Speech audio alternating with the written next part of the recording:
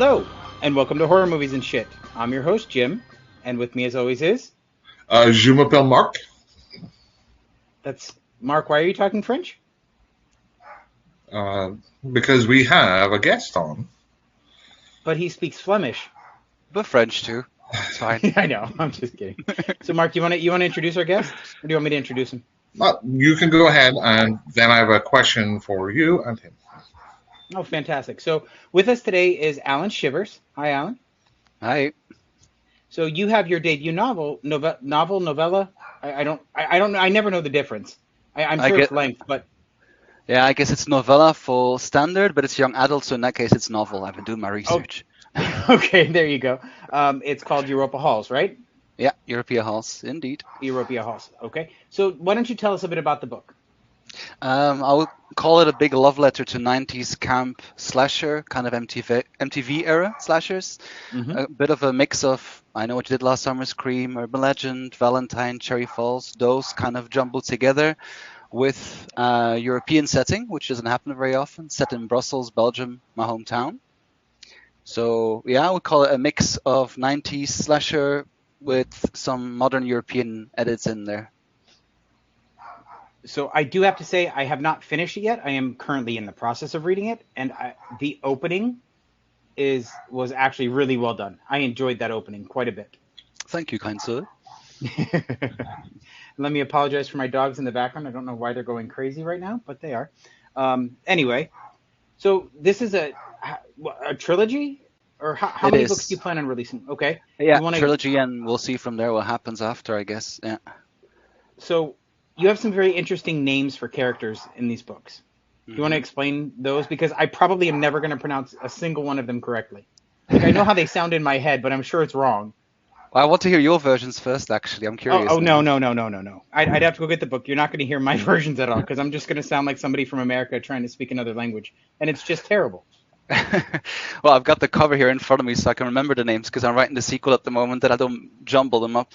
Well, they're from You're all right. over Europe, right? So because of that, they have Hmm. the. I was kind of Googling modern names for European girls to make sure that Hmm. they don't sound too antiquated. So Right. we have Ingvil's Norwegian, Ayat, who's Yeah. Moroccan Spanish, Marike, who's Dutch, I Lucia was is curious about that Croatian. one. I was Which so one? curious about Marika because I did not know how that was going to be pronounced because it ends in EKE. So I was like, I could go one of two ways, and I just did not know where it was going to go. So thank you for that. There you go. So Marike, yeah, if it ends with an E in Dutch or in Flemish, my Mhm. mother tongue, it's like a soft vowel we call it. We don't really pronounce it strongly. So if Got it. Marike, am I mixing? Am I forgetting anyone there? Yeah, There's Alžbeta. She's somebody, from the Czech Republic. and then there's an L name, L U Lucia, C I right? The J A. Croatian. Right? Yep. Lucia. Yep. hmm Yeah, and Olivia is Polish, but basically the spelling's different, but it's kind of pronounced, I guess, the Yep. American way too, right? You would say Olivia, but we Yep. would write it with a W instead of a V. So, Right. Some of those I picked up on, but they're very interesting and intriguing names. They're not names you normally see in a book here in at least that I see anyway. hmm So what is the general plan for this trilogy of books? Like do you already have the full storyline fleshed out, or are you working on each section as you go? kind of had a story arc, I would say, for the protagonist or protagonists that make it through from the get-go. I knew it would be a trilogy because a lot of people have told me if you're an independent author, which I am, it's a good idea to start with not just a standalone, right, but a couple of books. And I wanted to do it Hmm. anyway because it's kind of a slasher staple. If you think of a Yep. lot of the, I know what you did last summer. They had three. Scream originally, that they had three, Yep. and then a bunch of others came after. But yeah, I already know where it's leading towards. I kind of have like a rough, how would you call that, scheme, but Hmm? not in details yet. So actually, I finished the first draft of the sequel today. I just printed it out. So a little like a hallelujah to myself there because Yeah, it was well, rough. congratulations. Thanks, thanks. So yeah, that'll be So, sent out to the editor and proofreader and stuff now. how did you get started writing though? Like what made you decide that this is what you wanted to do? Well, I studied literature first of all at university. I studied English, Spanish literature, so this kind of was always in my veins, I guess. Always been writing a lot of poetry and things like this. But then, like for many people, pandemic hit, a lot of Hmm. free time, not a lot Yeah. of social time, went through a breakup, so I had a lot of time on my hands all of a sudden, and I was like, Yeah. okay, how can I be proactive and not wallow in my own sorrow too much, but actually do something with that time? And I've loved slashers ever since I grew up. I Know What You Did Last Summer was the first one I ever watched, and it was one of those Yeah. things where I missed a bit of the melancholy nostalgia started setting in when I started watching recent slashers, thinking, I miss a good chase scene. I haven't Yeah. seen a proper good chase scene in a long time. And Right. selfishly, I was like, well, I'll write my own in that case. And if no one wants to read it, fair enough, but at least I'll have a good time. So, Yeah. Absolutely. Mark, you said you yeah. had a question, and I've Yeah, been yeah. monopolizing time. I mean, it was kind of rude, Jim, the way you just jumped in there. So Alan, ça va? I'm sorry. I'm sorry for So my I miss Kanye you. moment, Mark. I want to take this moment to. Yeah, ça I'm gonna va? let you finish, but first, Uh, ça va? Oui, ça va, monsieur, ça va avec toi? Ah, c'est comme ci, comme ça. Non, très Comme bien. ci, comme Très, ça. Ouais, ça, très bien, très bien. ça marche. À quelle heure est-il à Bruxelles? Sorry? À quelle heure est-il à Bruxelles? À quel? Je n'ai pas À compris. quelle heure, à Ah, quelle heure est-il à Bruxelles? à Bruxelles, c'est maintenant 7 heures du soirée. Donc, il y a 6 heures de différence entre votre part Oui, d'Amérique et Belgique. Ouais. oui. Good on you, smooth talker. Jim? yeah, I have no idea what you said. Remember, I grew up in America. Here, we don't pride ourselves on speaking more than one language. Or you could be like, wie geht's du? Yeah, Sprechen die Deutsch? Ja, ich spreche I did Deutsch take a auch. few years of German, Yeah, but I yeah, speak yeah, very yeah. little of it. There you go. Yeah, there's a bit of German in Belgium. You have to speak it here, so. So I studied French for 5 years, German for 3 back in school, and that's all I remember from it. So I just had to throw it out there to somebody who could possibly understand. I get you. I had to focus for a second, but I got you. Well, it's my Northern Irish accent. That's it. I heard a little bit of a twang coming through like in my English, so we're good. So I have a question for Jim. So Jim is the horror expert on this podcast. So Jim, Oh, shut up, Mark. You're such a dick. which Belgian horror movies have you seen? I honestly cannot say that I know that I've seen any of them. Alan was kind enough to give me some ideas as to movies I should watch. I haven't had a chance yet to watch them, but I do have the list saved, so I will be trying to catch up on those.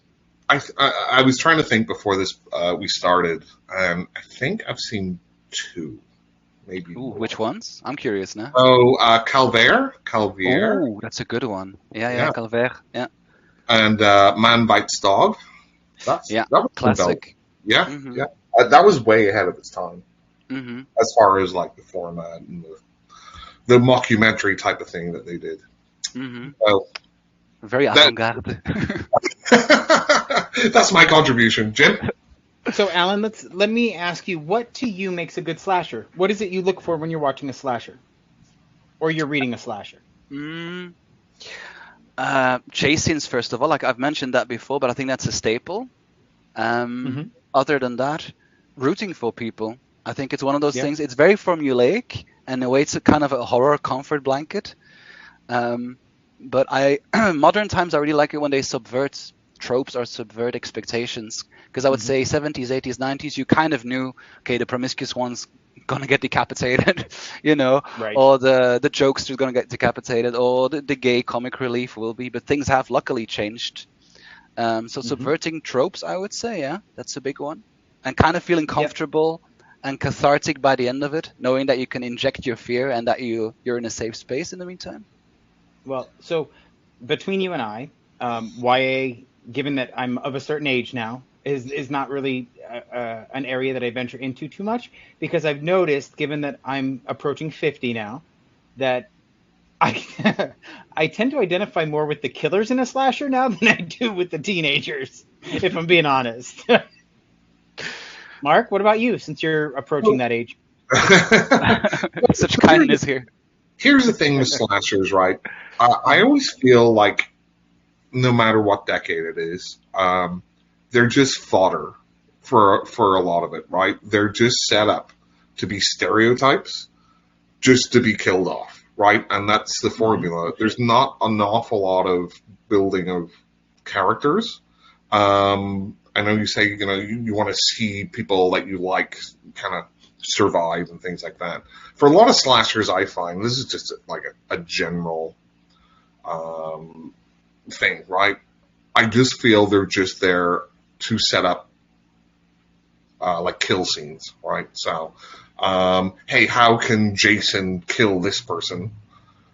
There's not a lot of build up to it, like that character. It's just about, hey, we'll have him doing a handstand, and then he'll get his machete and cut him like down the middle. Are you saying? Wait, Mark. Are you saying you didn't appreciate the burrito scene in Friday the 13th? Oh, those burritos. But I mean, I think I think as a genre, what you're doing, Alan, if you're writing the characters that have depth to them, is actually a step up. I think just as a general genre, a lot of them are just like throwaway, right?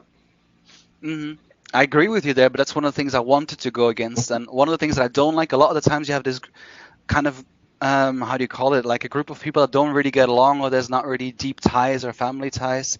And I wanted to really write a group of people that lift each other up, that are there for each other, they're well educated, they're not dumb. Mm-hmm. They all go to like a prestigious boarding school, they study different languages, different cultures, architecture. So I wanted to go against that kind of the dumb blonde who gets hacked off, and actually go like, hey, this girl knows how to fend for herself, and she's there for other people too.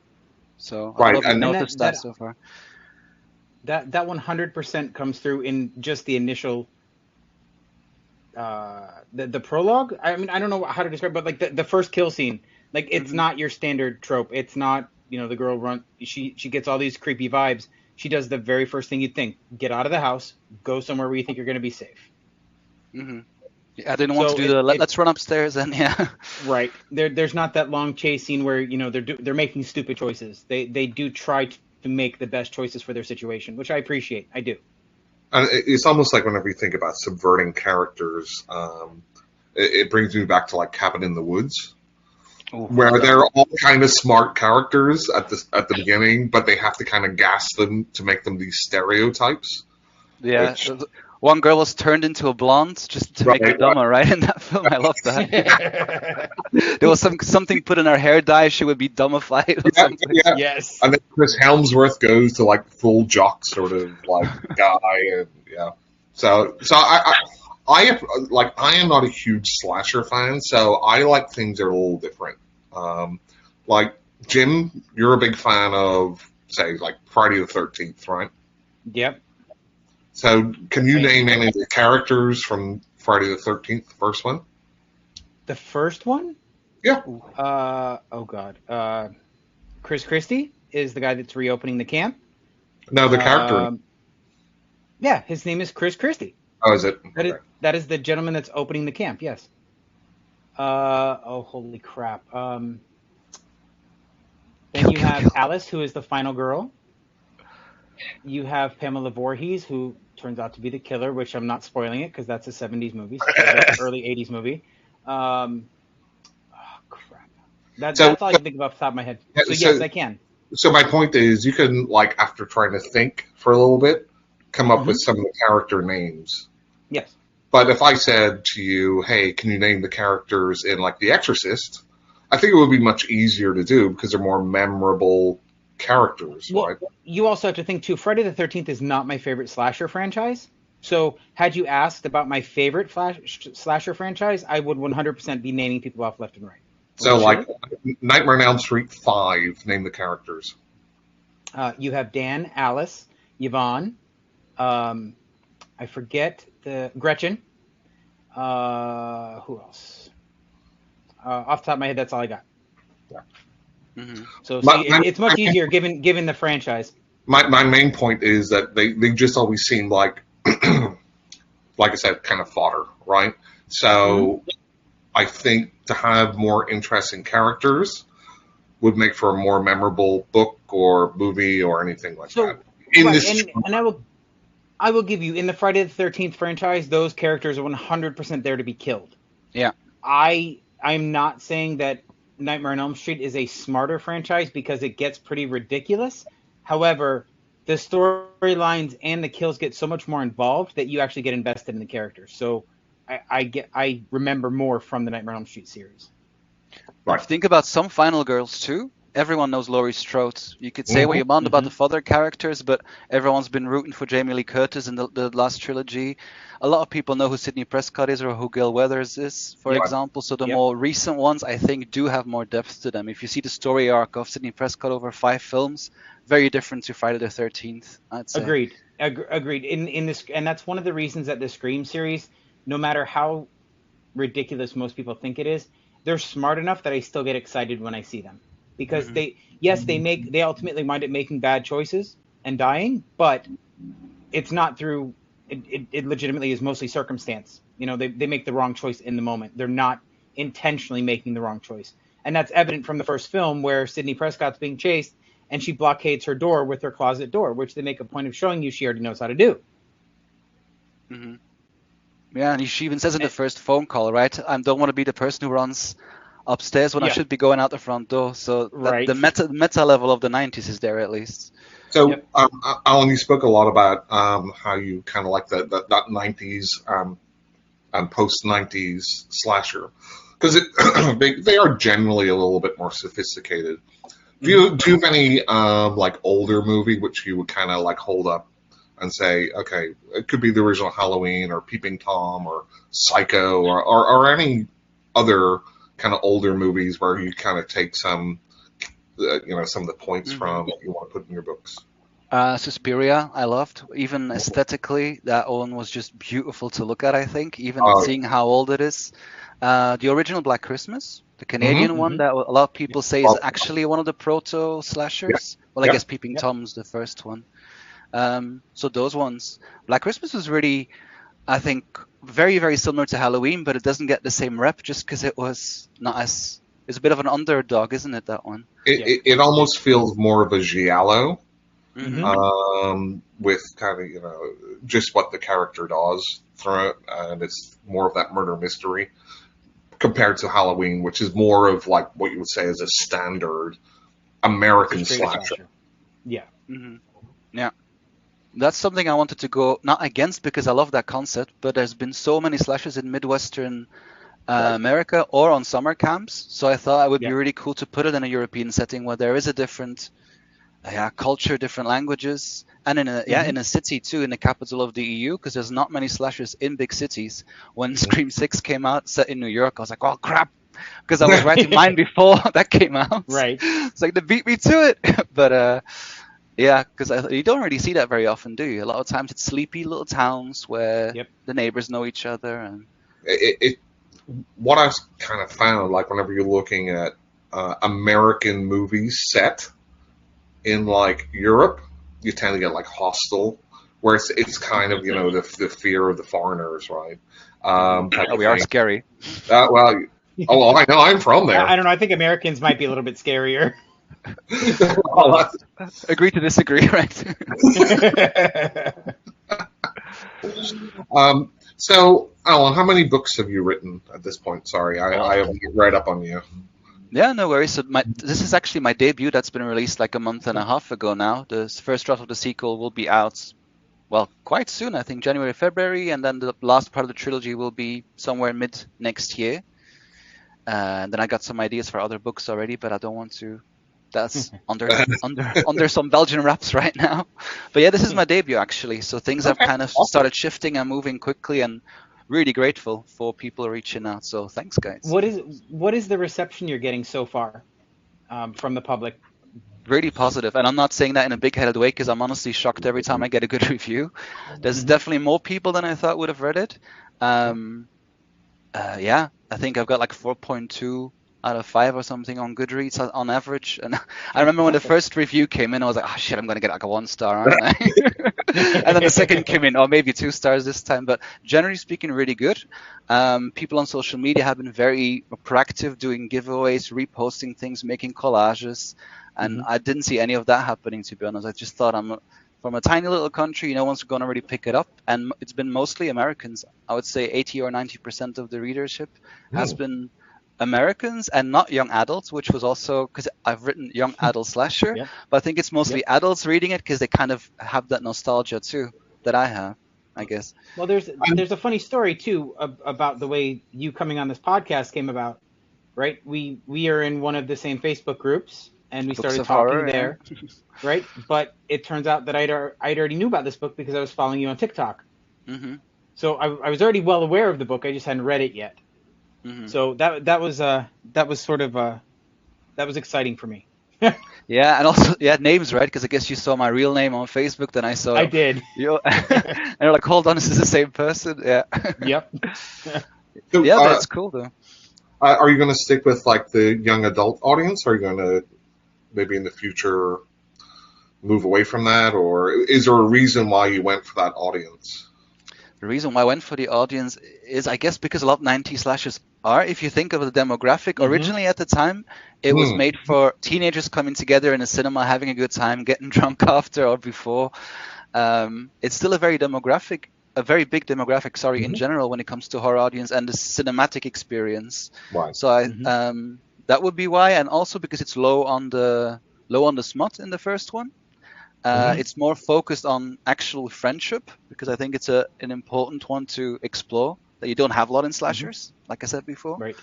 And it's definitely gory, but I wouldn't say it's over. It's not extreme horror. No, It's not at all. there is blood and everything in there, but I think Yeah. it's more about the tension and the chase rather than.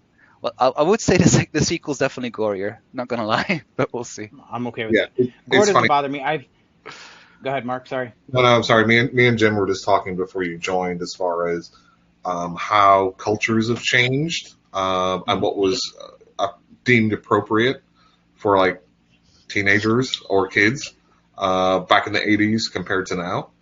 Hmm. And we're talking about like Clash of the Titans, the classic kind of sci-fi thing.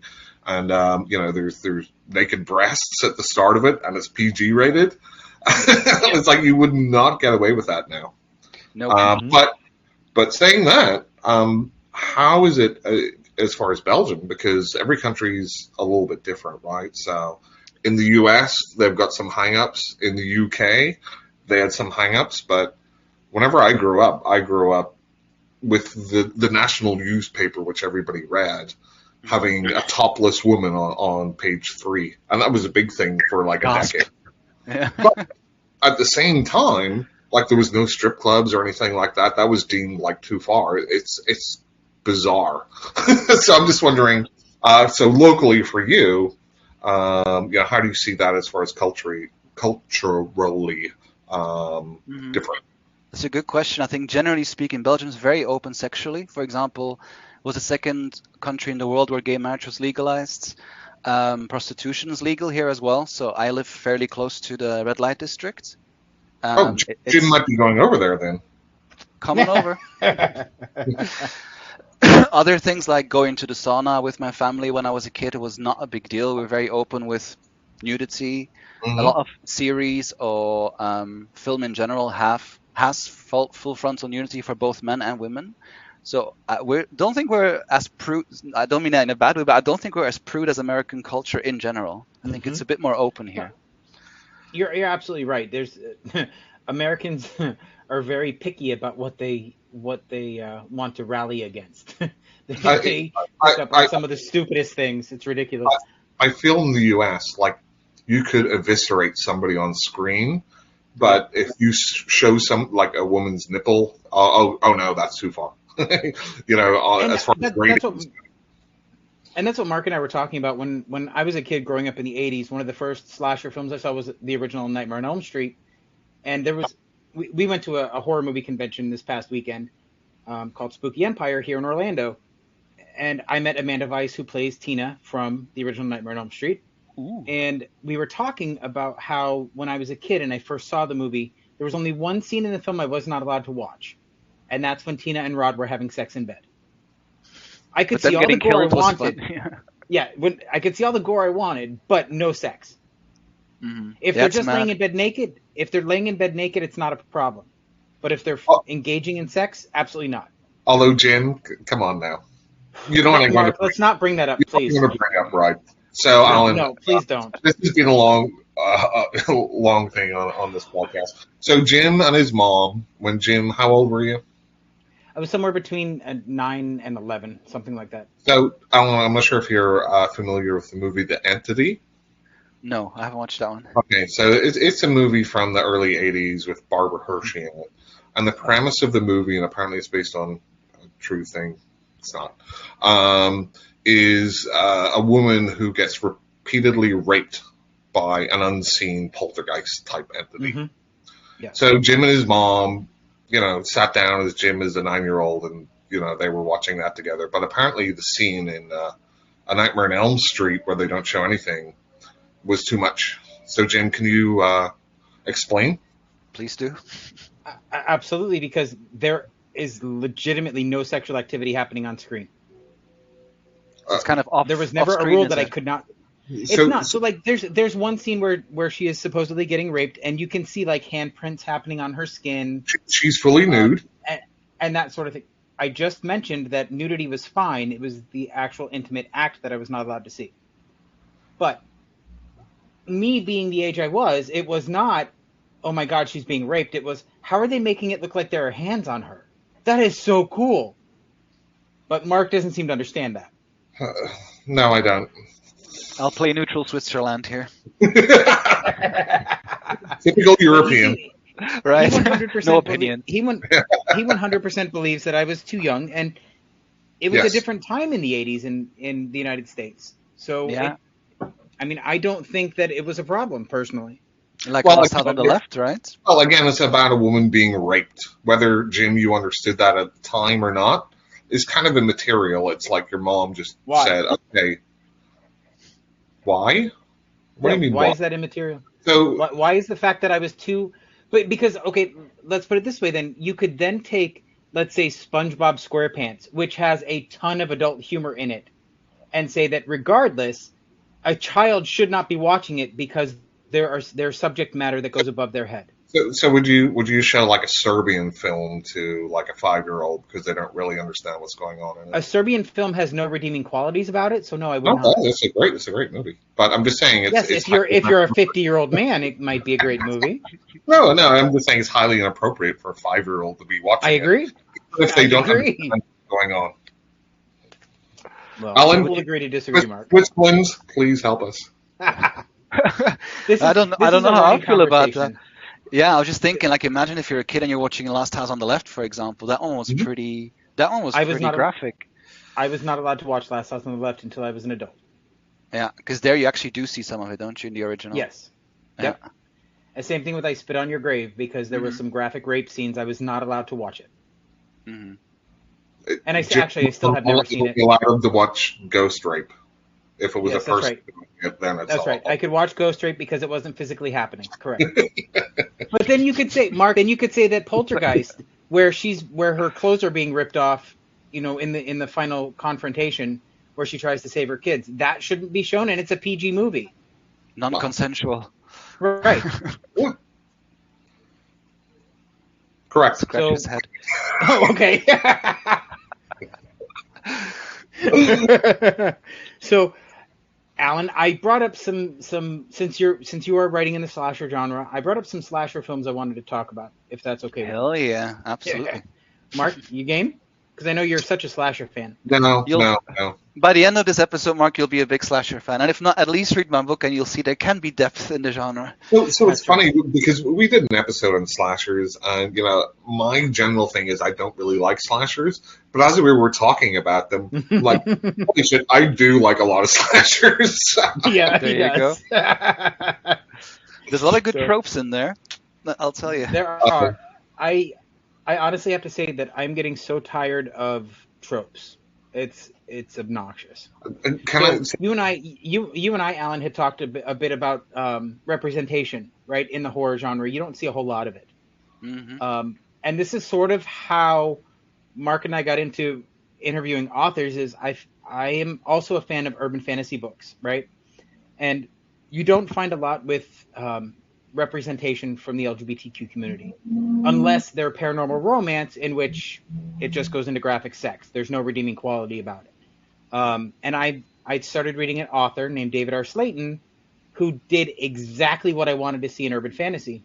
The intimacy is still there, the relationships are still there, the complexity of the characters is still there. There's just no smut. And that's what I like. That's what I appreciate. And it's the same thing with horror. You very rarely find a central gay character in a horror book that isn't some sort of trope, and it's ridiculous. There's like no redeeming qualities. The first one that I found so far um,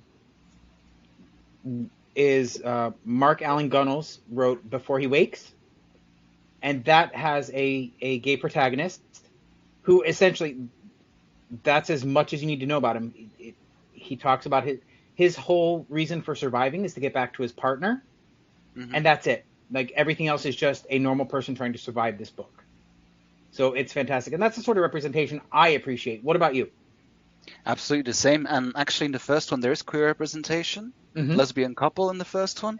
The Yep. second one that I've right in, and that's not as an aroace character, so aromantic asexual, because I've Mm-hmm. been talking to that community as well, and they're severely underrepresented. Yep. Absolutely. There's a couple of, I think it's going faster in novels than it is in film, because I think Yes. Hollywood's always a couple of steps behind when it comes to these things. Yep. And what's the one called? You're Not Supposed to Die Tonight.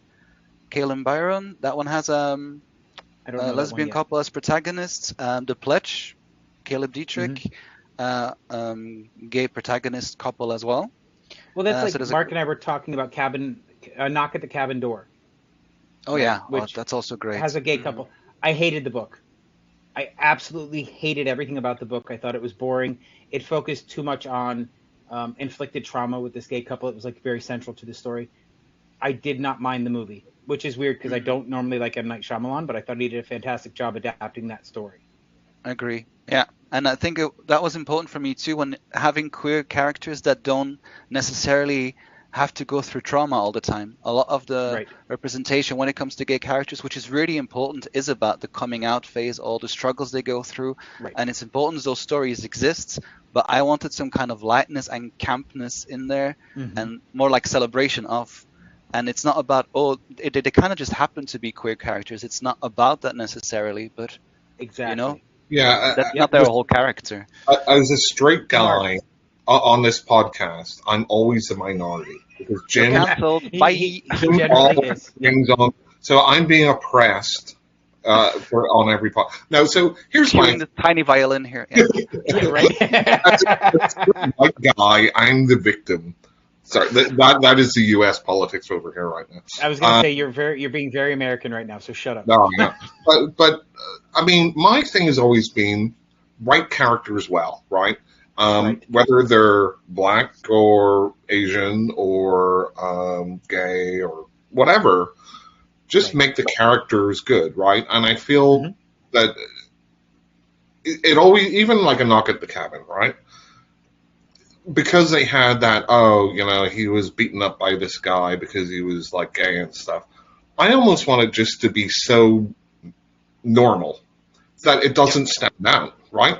So it should just be, and I understand there's different people that want to express different things about maybe the struggles of a minority. And I Mm-hmm. get that. But I just think, like, just in a general movie, like, whatever, you have different characters in there, but it's not like they're not defined um, uh, by their sexuality or this or that. They're just an actual living person who you care about, right? Yeah. So I'll give you a for instance in a movie where it was done really well, and God forgive me for saying this. It is the Uh, one good thing about Alien Covenant. There I is have a to think scene. back now. There's a scene where you find out that I think he's a pilot is driving the ship, and the person he's in love with, the man he's in love with, dies, and you just see the grief on his face.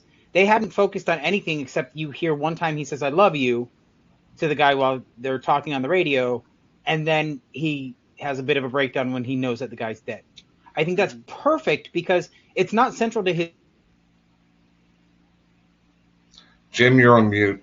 I know. I just accidentally You hit my muted him, keyboard. didn't you? Yeah, I'm the only one with that power, unfortunately. But I just think that sort of representation is important because it wasn't central to his character. It was just a quick, oh yeah, it's there. That's part of who he is, but it's not central to the story. But it does affect him when the person he's in love with dies.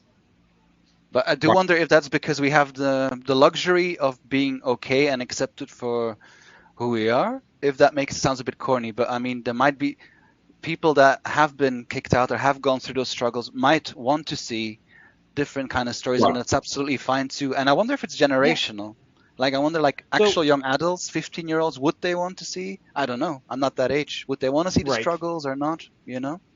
Well, and that's the thing. Like I myself, when I first came out, which it was over 20 years ago, I had issues at work.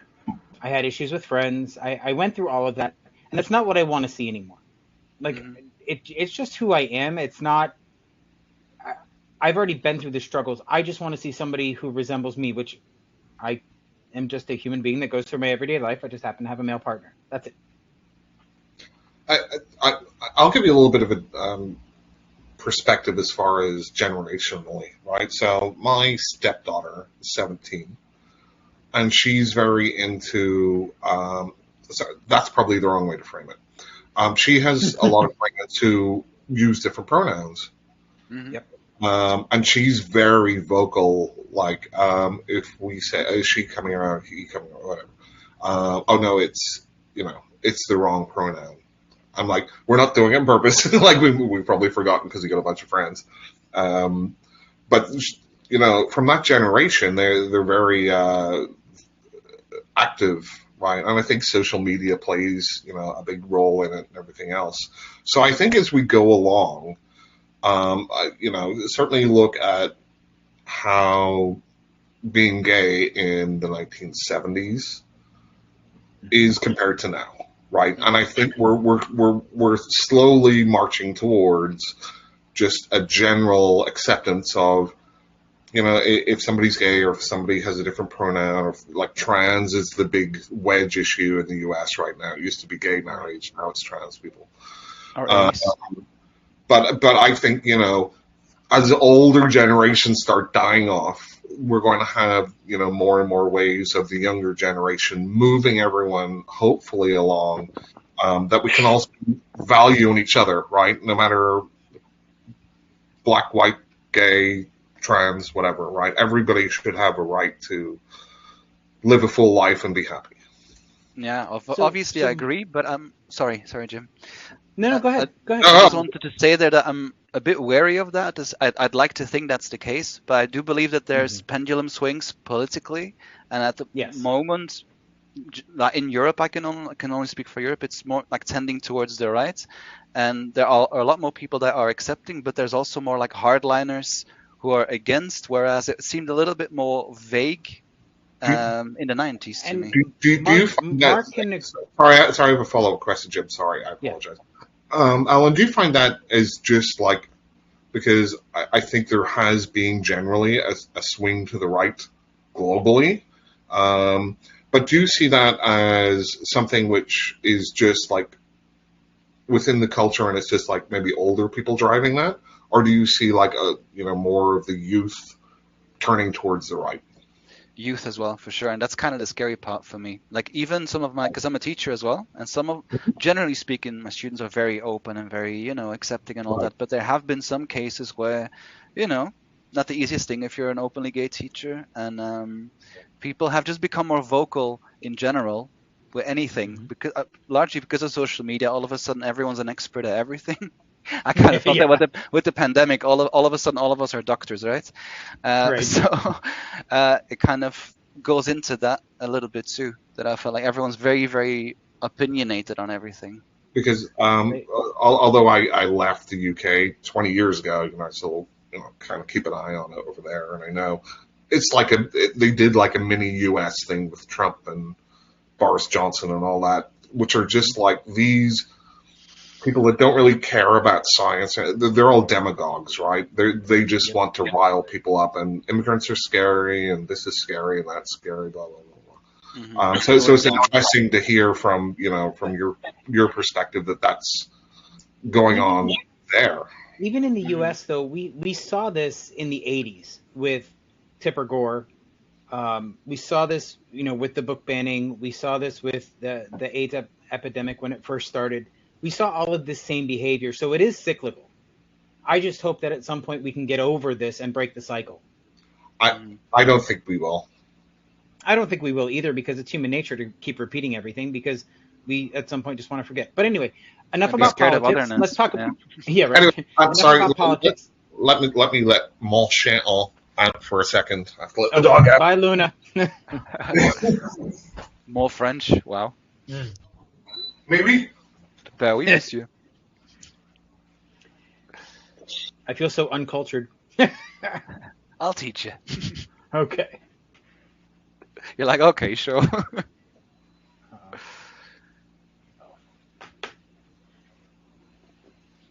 Oh, excuse me. Mine's sleeping behind me here. Look. I have a gate up, so mine are in the living room sleeping. Ah, okay. Clever. Yeah, we have actually one Pekingese left, a Shih Tzu, and two piece of shits. They're Pekingese and Shih Tzu mix. I was gonna say what now? Oh, that's cute. Is that like a horror thing? I've really wondered because I've been talking to a lot of people within the horror genre, also authors, and everyone's got a dog. I was doing a Yeah. live with two other slasher authors, and all of us were, okay, where's our dog? Make sure they're quiet. Is that I like didn't a get a horror chance to thing? watch that. I saw you post about that, but I didn't get a chance to watch it. I felt bad. It did, yeah, it didn't go well because the live TikTok didn't work, but we will do a live Instagram soon with two other slasher authors called Slasher Deep Dive, where we go into the psychology behind slashers. So that hopefully should be interesting. You'll have to send me the link for that because that definitely sounds interesting. I hardly ever use Instagram, to be honest. Yeah, same, but apparently on TikTok you could only go live if everyone has a certain amount of followers. Yeah. Yeah, you have to have over 1,000 followers, I think. Yeah, and there was one of us that didn't have that, but we didn't know that, so I felt a bit, I was a bit like, ooh, what do we do? So let's just do it on Instagram next time. Right. Okay. Bienvenue, Mark, Marc. you ready? We? Yeah. So let's go through the 10 best foreign slashers as chronicled by Film School Rejects. Okay. Okay, So, I'm curious now. There better be a Belgian in there. Or I'm gonna... So I Sure, will hit say you this: I did take a quick peek, and you actually have mentioned one of these films to me already. So I have a feeling you might like this one. And Mark has seen a lot more foreign films than I have. So if you haven't, I will actually read the synopsis, and then we can make a list so we can go through these at another time, Mark. Okay. Okay. So number 10 is, hold on, is Cold Prey 2. Mm. Ah, Frit Wild. Mads Mikkelsen, right? He's in that. No, he's not. He's in. Well, oh, he was in the Pusher movies. Never mind. Yeah. I told you before, Achim, that's my favorite Scandinavian trilogy. Cold Prey. Yes. Frit Wild, it's called. I forgot it's Norwegian or Swedish, but I love Norway. that one. Norway? Yep. Okay. It is. That's according to this. I couldn't say for certain because I don't know, but it says Norway. It attributes it to Norway. So this actually, I'm excited to watch it because it does this. The first two in this trilogy, apparently, Mark, from what I read, it takes the Halloween approach for Halloween 1 and Halloween 2, where part 2 takes place immediately after the first one.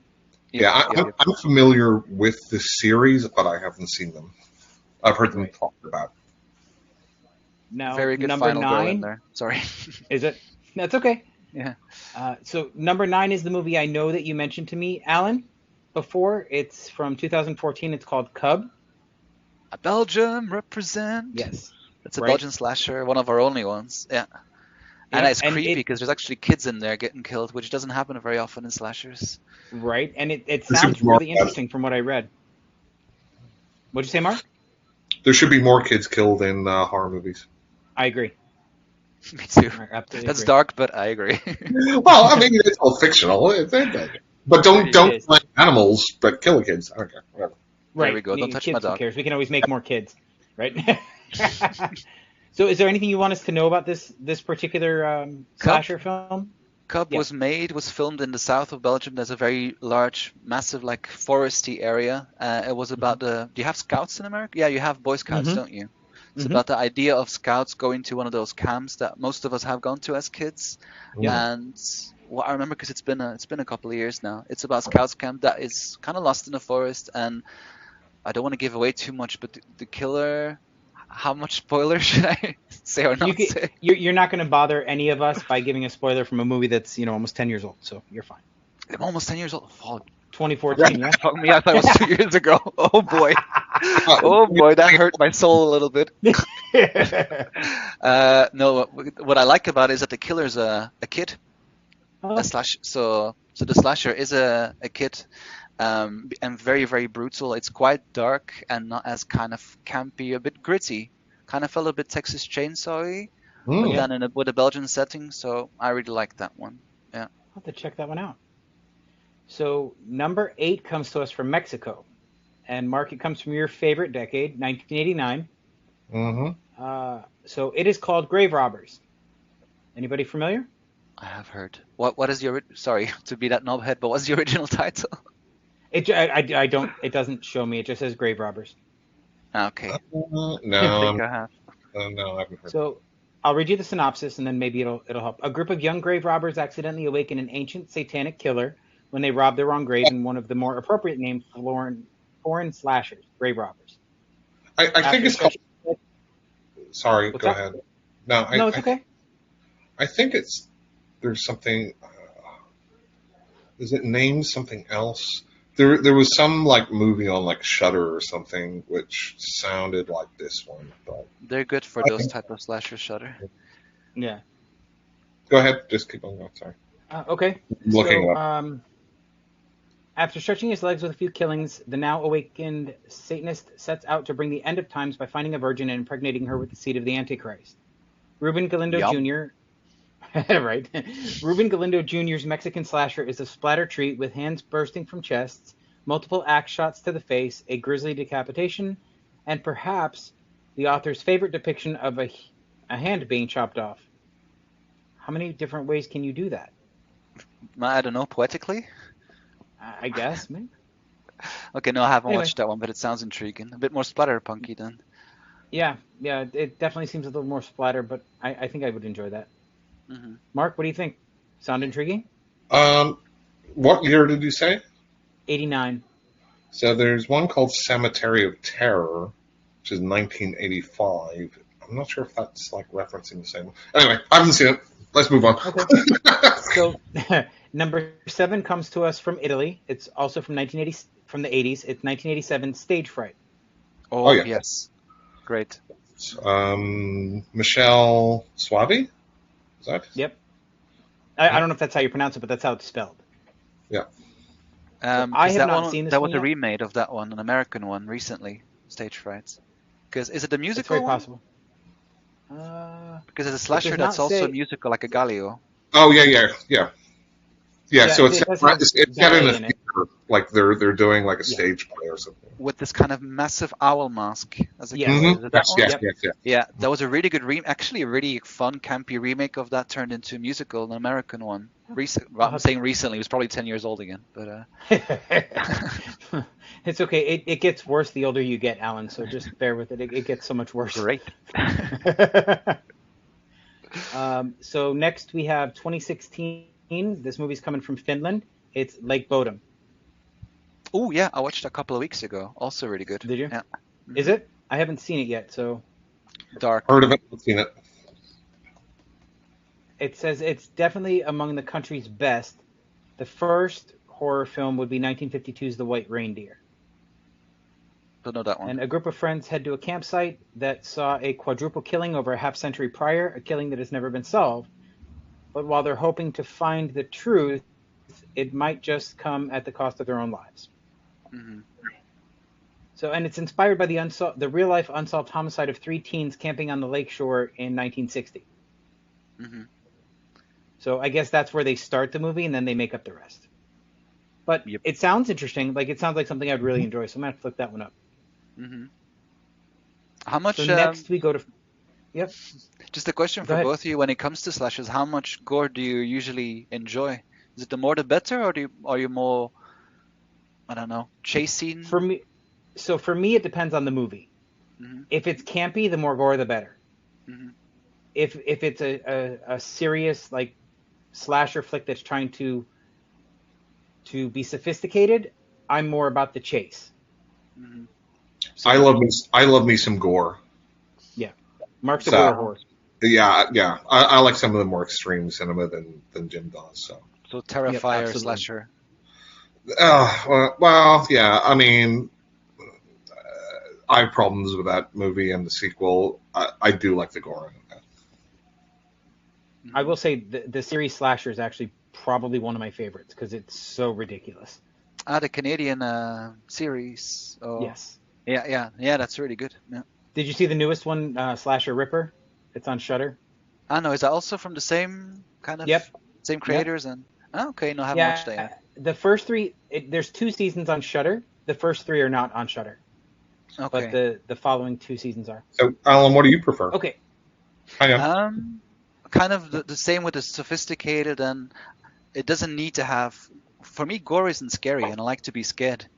You know, Right. when you actually see someone being ripped apart, I don't go, I'm kind of okay with seeing blood and whatnot. I'm properly scared when there's like a little shadow in the back and you see them approaching, rather than have the same with any kind of paranormal or haunted film. I like it when they don't actually show the monster too much. Sometimes in Act 3, it goes so in your face that I'm not scared anymore, you know? I, I will say. I'm a little jealous. Like I'm probably desensitized. Like I don't feel like I've been scared by a movie since I was probably like 12. But I'm just one of those very pragmatic sort of people, and I just look at it and it's a movie and it's like it doesn't like I don't think something's scary because it's on a TV, right? But I'm kind of jealous that people still have that because I would Yeah. love to have that experience. I love horror movies. I always say if I want to be like properly scared, I'll watch the news or watch a documentary or read up in history or something like that. Oof, That's yeah. scary.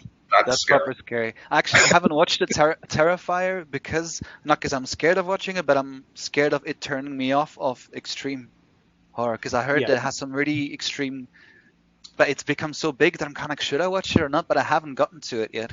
So It, the first, I will tell you my thoughts on the first movie. The most of the acting is horrible. Hmm. The storyline is pretty garbage. The practical effects are fun, and Art the Clown is an amazing character, and the actor that plays him looks like he's really having a blast. Hmm. yeah, I mean they don't make any sense like narratively. I think it's just set up to say, hey, we've got this interesting character who's kind of funny looking, and I agree. I like the actor and what he does in it. But these are very, very much fodder slasher movies where it's just like we're just going to have this unknown character just wander around and kind of like brutally murder some people, Right. which is it is what it is. It's a shame in a way, because if it would be like brutal and so gory, at least if it's someone you care about, then it would have way more of an emotional impact, Right, wouldn't it? But right, Yeah. yeah, right. Yeah. sorry about you were going down the list and I kind of No, that's sidetracked you there. okay. Sorry, Jim. Because Mark and I actually have had this conversation many times where I think if you care about the characters, a very quote unquote tame death scene can be pretty brutal. Hmm. Like it doesn't have to be all about the blood, the guts, and the pain. Just Yeah. seeing a character that you actually care about die can be considered pretty brutal, in my opinion. Yeah, think of my pen name. Ellen Shivers comes from Helen Shivers. That was the Yes. absolute worst death in all of slasher history for me, and I sometimes still even pause. So I know what you did last summer, right? Sarah Michelle Gellar, Hmm. Miss Buffy.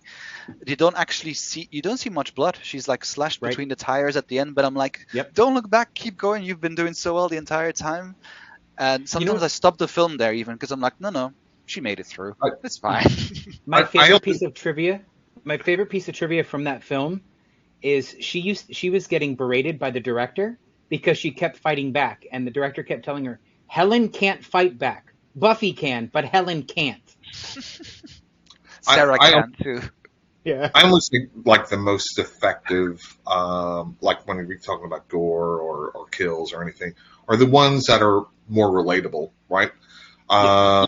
So you see somebody getting their head cut off with a machete, and like, don't really know what that would be like.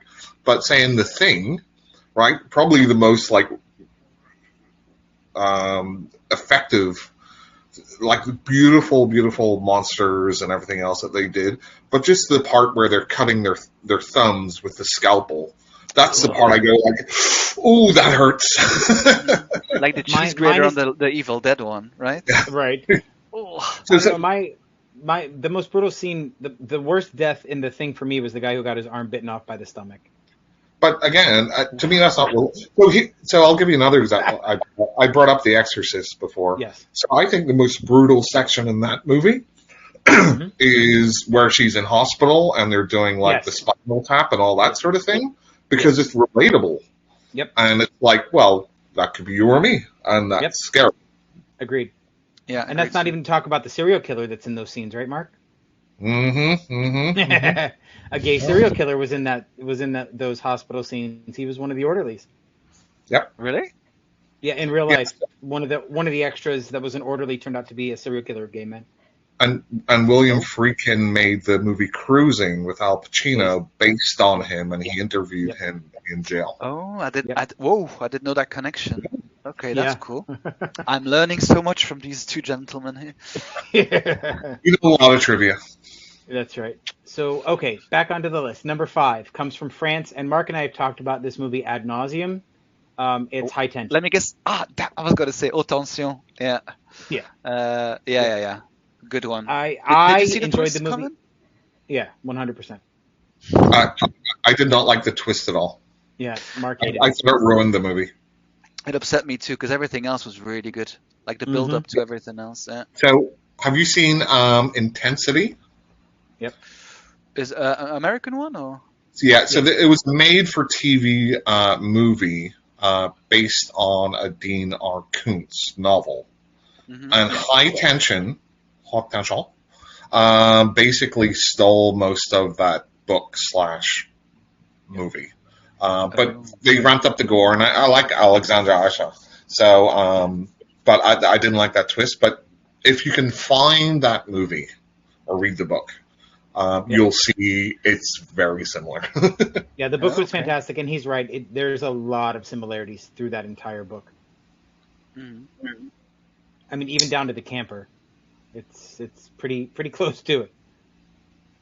Okay, so number 4 is a 2006 movie from Norway. Do you want to take a guess, Alan?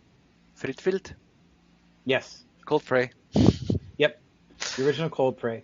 That's my number. That's in my top 5 of all time slashers. Yeah. The way Yep. that's I think you set up. mentioned that one also. I haven't seen it yet though. Yeah, it's just you actually care for the characters. There's a lot of humor, but in a Yep. way that's not too very like relatable humor. You kind of see the dialogue feels very natural, Yeah. and even like the first kill, I was probably like, I don't know, I got very hooked on that one. And you really don't want the characters to go. Yeah, I wish that one would have been a bit more known outside of Europe because it's. Yep. I think it's worth Black Christmas status. Let's put it that way for me. But before I forget, I think there's another movie. I think it's from Belgium, Hmm. which I absolutely love, and it's called The Treatment. You know, is it French speaking, Flemish speaking, German It, it, speaking? it's I think it's from Belgium, so it's based on a book from a female author from Ireland. Oddly Let, enough, let me get my phone out. Oh, I'm curious now. it's Right. We're looking. It's from 2014. yeah, And what was the name again? Sorry. The Treatment. Treatment. The Treatment. The Treatment. Ina 2014. Gertz and Gert van Rumpelberg. Dat Behandeling. Yeah, sorry, it's just completely different name. Yeah, yeah. That's Flemish. Yeah, it's from my region, and I haven't watched Oh, it. okay. You should watch it. It's Ooh. it's like it's kind of like a hard-boiled detective movie, but involves like child kidnap, etc. So it's kind of on the darker side of things. That's But nice. yeah, watch it and let me know if you like it. Yeah, I'm watching the Oh, here's cast. I know them. Yeah. Fine. I so just randomly came across it at one No, but point. thanks. hey, you want to talk Thanks. about hard-boiled detective stuff, Mark? There Hmm. is a series of books that takes place in Ireland. I don't know if are you a fan of Tana French? Is that a question to me or to Mark? No, to Mark actually. Oh, okay. For who? Tana French is the author's name. I have no idea who that is. Okay, so she writes mysteries, like detective murder mysteries. You should look her up. The Dublin Murders series is fantastic. They tried to bastardize it into an American TV show on Stars, and it was terrible Mm, because they combined 3 books into one season. right. But the books are fantastic. I will have to look into it. Okay, so on to number 3. We're going to Austria this time from 2017. Can I You want to take a guess? guess? Yeah? Dead in 3 days. No. Crap. Oh, Is it a slasher or a horror? It's a slasher. It says it's a slasher. I haven't read it. Austrian Anatomy. No. Crap. Austrian is good with their slashers. That's why. Yeah. No, tell me. It's called Cold Hell. The fuck? Cold Hell. Hell or Hill? Yeah, Hell. Hell. Yeah, must have a different name. Maybe I know it. That's the thing Maybe with the it's English entirely translations. possible. Cold So Hell. let's see. It's a simple but brilliant setup, and the result is an exhilarating ride. I don't know how to pronounce this, so forgive me. It's Ozge, Ozge. Is an Wait immigrant again? in Vienna. Ozge, Ozge. Yeah. Is an immigrant in Vienna who witnesses a serial killer's latest kill, sees the police to be useless, and decides to take the bastard down herself. so speaking about Austria and slashers, is Angst on this list? Actually, it's the next one we're going to talk about. Yes. Ooh. And speaking of Austria, there's one of my characters is Austrian in the Ah, novel too. Just so slide in some publicity Yeah. there. Smooth, right? Right. So, Mark, tell us about this movie. so Angst is like a serial killer movie, which I'd heard about before, and it was supposed to be really like disturbing and everything else. When I watched it, some of it's pretty funny. Like he's killed this, like he's like tying up this family and like killing some of them or whatever. But they have like this little dog, and the dog just like follows them around everywhere. The most disgusting part of that movie is like he at the start he's like being in jail and he goes to like this restaurant and he like orders like this sausage and the way he eats a sausage is just disgusting. I can't- Too phallic for you. no, it's not even that. It's just the way that they shoot it. It just looks gross. Yeah. Okay, so I'm going to read you. They call this a quote unquote fun fact. Mhm. Excuse me. And then I'm going to read you a little bit about what they say about the film. So, fun fact: Angst did not secure American distribution until 2015. Mm. Apparently, it's unsettling and immoral to make a movie about a guy who really wants to kill and fuck as many people as possible, preferably in that order. American Psycho, anyone? Right? It is. And again, maybe I'm desensitized, but it wasn't that bad. Like, It's from the 80s though, right? So a bit. yeah.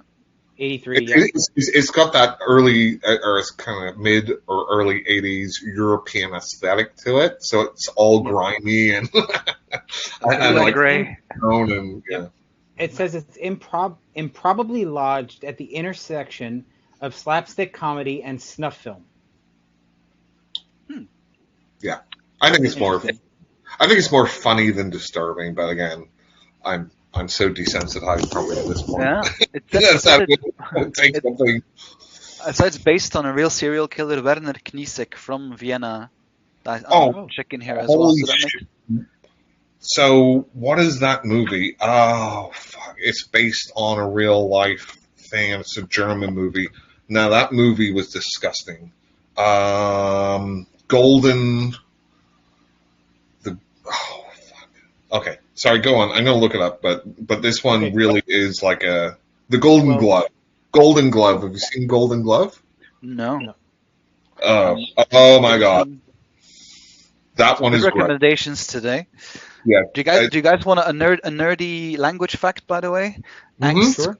Angst comes from Angst, which is the title in German. It's one of those imported words when people came over to the States, and it means fear. But Angst means fear, obviously, right? But it comes from the original German word Angst, being the title of the film. So it's the same word in German as Angst. Das ist Sorry, gut. geek alert. Yeah, Das ist gut, ja. I do apologize. That's okay. You don't have to apologize for being yourself. You So, can like- you can like- geek out as hard as you want. Trust me. German and English are very close, right? It used to be the same language, and Flemish. We all came from the same prototypical Germanic language, so The Anglo-Saxon type. yes, indeed. Tim, any thoughts about languages? No, I speak one very fluently though. Which one? It's not English. English. American. American. So, anybody want to take a guess on number one? I will tell you it's from 2010 and it's from Hong Kong. Oh, a slasher from Hong Kong. Ooh, didn't really know they have. So it's not going to be my number one Hong Kong slasher, whatever it is. I'm thinking A 2010. 2010 Hong Kong slasher. No, I don't know. Jim? It is called Dream Home. Oh, so that's a Category 3 movie, but like they've missed out on like The Untold Story or The Ebola Syndrome with the wonderful Anthony Wong as the lead. Now those are great slasher exploitation type Hong Kong. This sounds more like a revenge film than it does a slasher to me. So Well- I'll read you the synopsis, right? It's Josie Ho plays a young woman who's been working her ass off for years in the hopes of buying her first home, a condo to be shared with her long-suffering parents. But when she's screwed over by greedy assholes, she slips and does what any of us would do. She starts slaughtering anyone she finds in the building. Yeah, she kills some person by putting like a plastic bag over their head and then attaching it to the vacuum cleaner.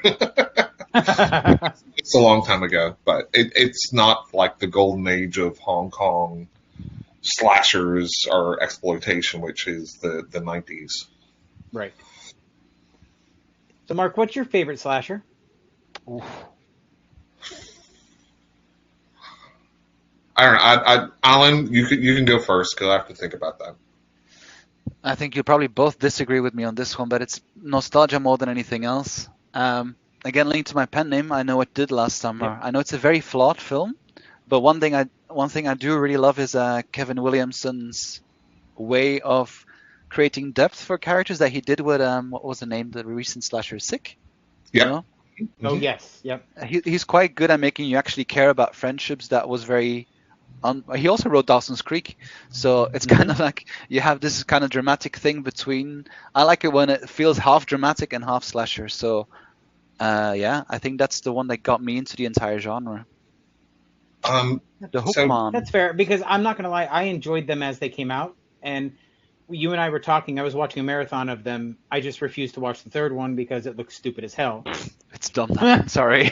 Yeah. I'll always know what you did last summer. I'll always know about Yeah. your editing skills. Pew. Yeah. I still know what you always knew about what I knew like 4 years ago. Well, there was a series about that too. Did you guys watch that? I think it was on Amazon. 2 years ago, they had an I Know What You Did never Last did Summer catch it, series. no. No, but they went all cultish, and I was like, you can't touch a 90s classic and turn it super cultish. That happens a lot with slashers, and even with novels nowadays. If there's a twist, a lot of times the twist is it's a cult. Mm-hmm. So like sometimes you just want a proper slasher, you know. I mean, they Exactly. did it with like Halloween, right? That was the Yep. first one I remember. Number 6, yeah. Yeah. I mean, as far as Cut's good, but my favorite slashers, maybe something like Sleepaway Camp, The Burning, something like that. I don't know. Okay. So the 80s, which is 80s. apropos for our age group. Yeah. Yeah. And you, Jim? It's always going to be a Nightmare on Elm Street. Mhm. That's my favorite series of movies ever, and I don't care how stupid they get. They're fantastic. I understand it's just like technically a slasher. I almost put it off to the side as its own type of thing. Because it's got, all the effects and the dreams, and like to me a slasher is a person wandering around and killing people, right? And it's not like somebody who's in a dream, and it's like more mythological. I can actually tell you the moment that it was cemented as my favorite movie series of all time was when the trailer for Dream Warriors came out and Nancy goes backwards through the chair. The minute I saw that special effect, I was hooked. That was it. It was now my favorite series ever. That was even a great effect. It was to me. It was back though. then. I guess to me, it was. Yeah. Back in the day. I mean, there's so many better effects in that movie, and I think part 3 is the best of that series. Yeah. Agreed. Yeah. Because it really toes the line between comedy and horror. It does Yeah, the best it's, And job. still being scary though, without becoming Yes, too much of a parody. Yeah. Then I right. have a that question about that one then, because Robert Englund was here in Brussels 2 or 3 weeks ago at a Comic Con, and did a Hmm. long interview that I watched online. And of Hmm. course, they were asking him again, "Would you ever play Freddy Krueger?" But I'm sure you both know more than I do about it. That he said that he's passing the torch, Yes. mhm, and the main thing they were asking who would you like to play Freddy, and he was saying Kevin Bacon Kevin again. Bacon. Yep. Yeah, Either that, or I'm bad at the name. It's an Irish name, not Northern Irish. Sorry, Mark. that's okay. From Peaky Blinders. What's the name again? Oh, Oh, Cillian Cillian Murphy. Murphy. Yeah, he was also kind of put in the. Those are like the top two at the moment. So, as a big fan, Jim, who do you want to be? Who do you want the next Freddy to be? So And Mark too. I hadn't heard him pick those two names. The last interview I read where he talked about passing the torch, I thought he had a really ingenious idea that would transition him out of the role and get somebody else into it, which is you have different types of Freddy, right? You have um, Freddy evolves based on the particular nightmare. And Oh, I think that would be a fantastic avenue to explore but then he because would then it wouldn't actually matter be there about in the the actor. beginning of Right. the You film. you would see him beginning or end probably, or in some sense, but you would not see him in the nightmares. You would see their version of him in that But nightmare. that sounds like Jason Goes to Hell. What do you Hopefully, mean? better than that Yeah, one. and but if it's pulled off properly, it could be okay. I Oh didn't yeah, mind Jason Goes to Hell. pulled It off wasn't well. great, but it wasn't terrible.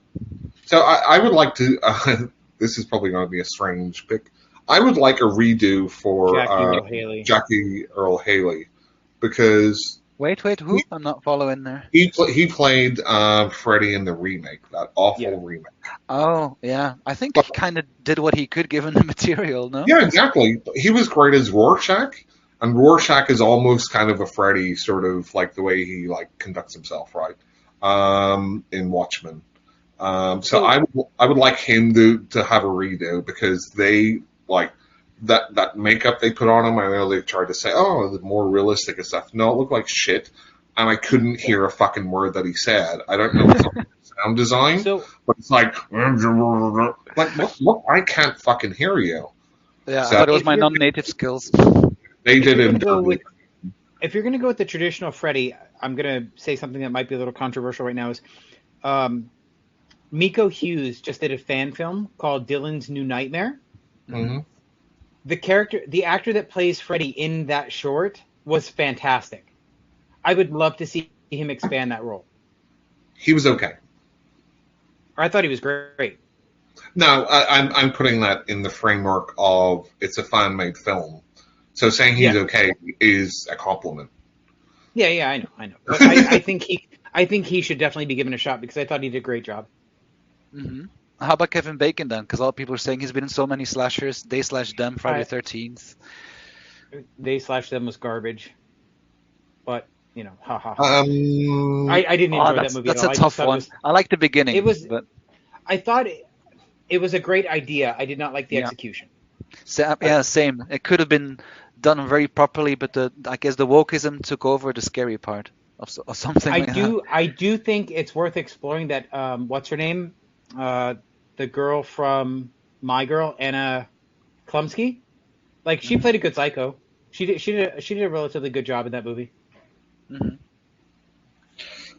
Kevin Bacon. It's almost like just because his face kind of looks like Freddy Krueger, and maybe that's why people are like. And I like Kevin Bacon. I don't. I mean, he could probably do it, He could. He but was you quite know. scary in They Slash Them, a bit like So a sicko. Like, I'd be more concerned about everything else about the movie rather than whoever's playing Freddy Krueger. You know, is the writing good? What are they doing with the character? Is it back to like serious Freddy again, or is it like somewhere in yeah, between? And so it's more about the tone and stuff. If you look at the remake, it like blows my fucking mind. They CGI'd shit, right? And it's like they had the practical effect of the first one. Right. Whenever Freddy's coming out through the wall, hmm just a plastic sheet, and it looks great with the lighting underneath it. And they're like, "Oh no, this is a new movie, so we have to CGI it." And I'm not against CGI, but like, it's just like I felt that they were just like, "Oh, we have to do something a little different," and it looked much worse. I agree. That scene where I forgot the blonde girl's actress, she fell asleep in a classroom of the Mhm. remake, and she kind of Yeah. startled, and she's in Freddy's world. I was like, oh, this is way too CGI. It feels like the last season of Stranger Things, which works Yeah. for Stranger Things, but not for Freddy. Right. I So, think personally. yeah, I mean, CGI is just another tool, right? So, like, practical Mhm. effects is a tool, lighting is a tool. Mhm.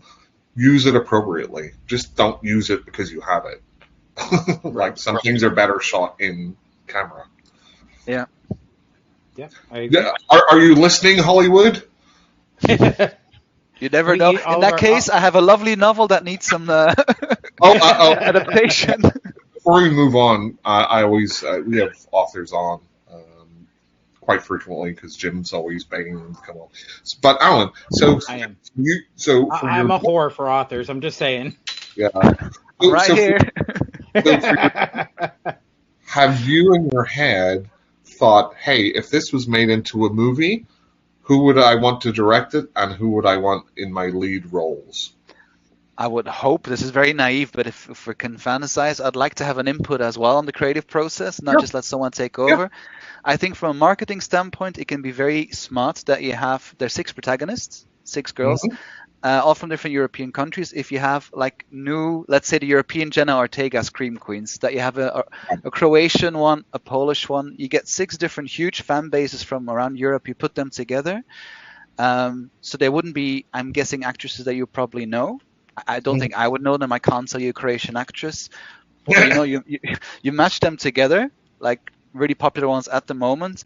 And a lot of European stuff is doing very well with American audiences on Netflix. If you think of like Elite, for example, like this murder Mhm. mystery kind of stuff in a Spanish boarding school in Madrid.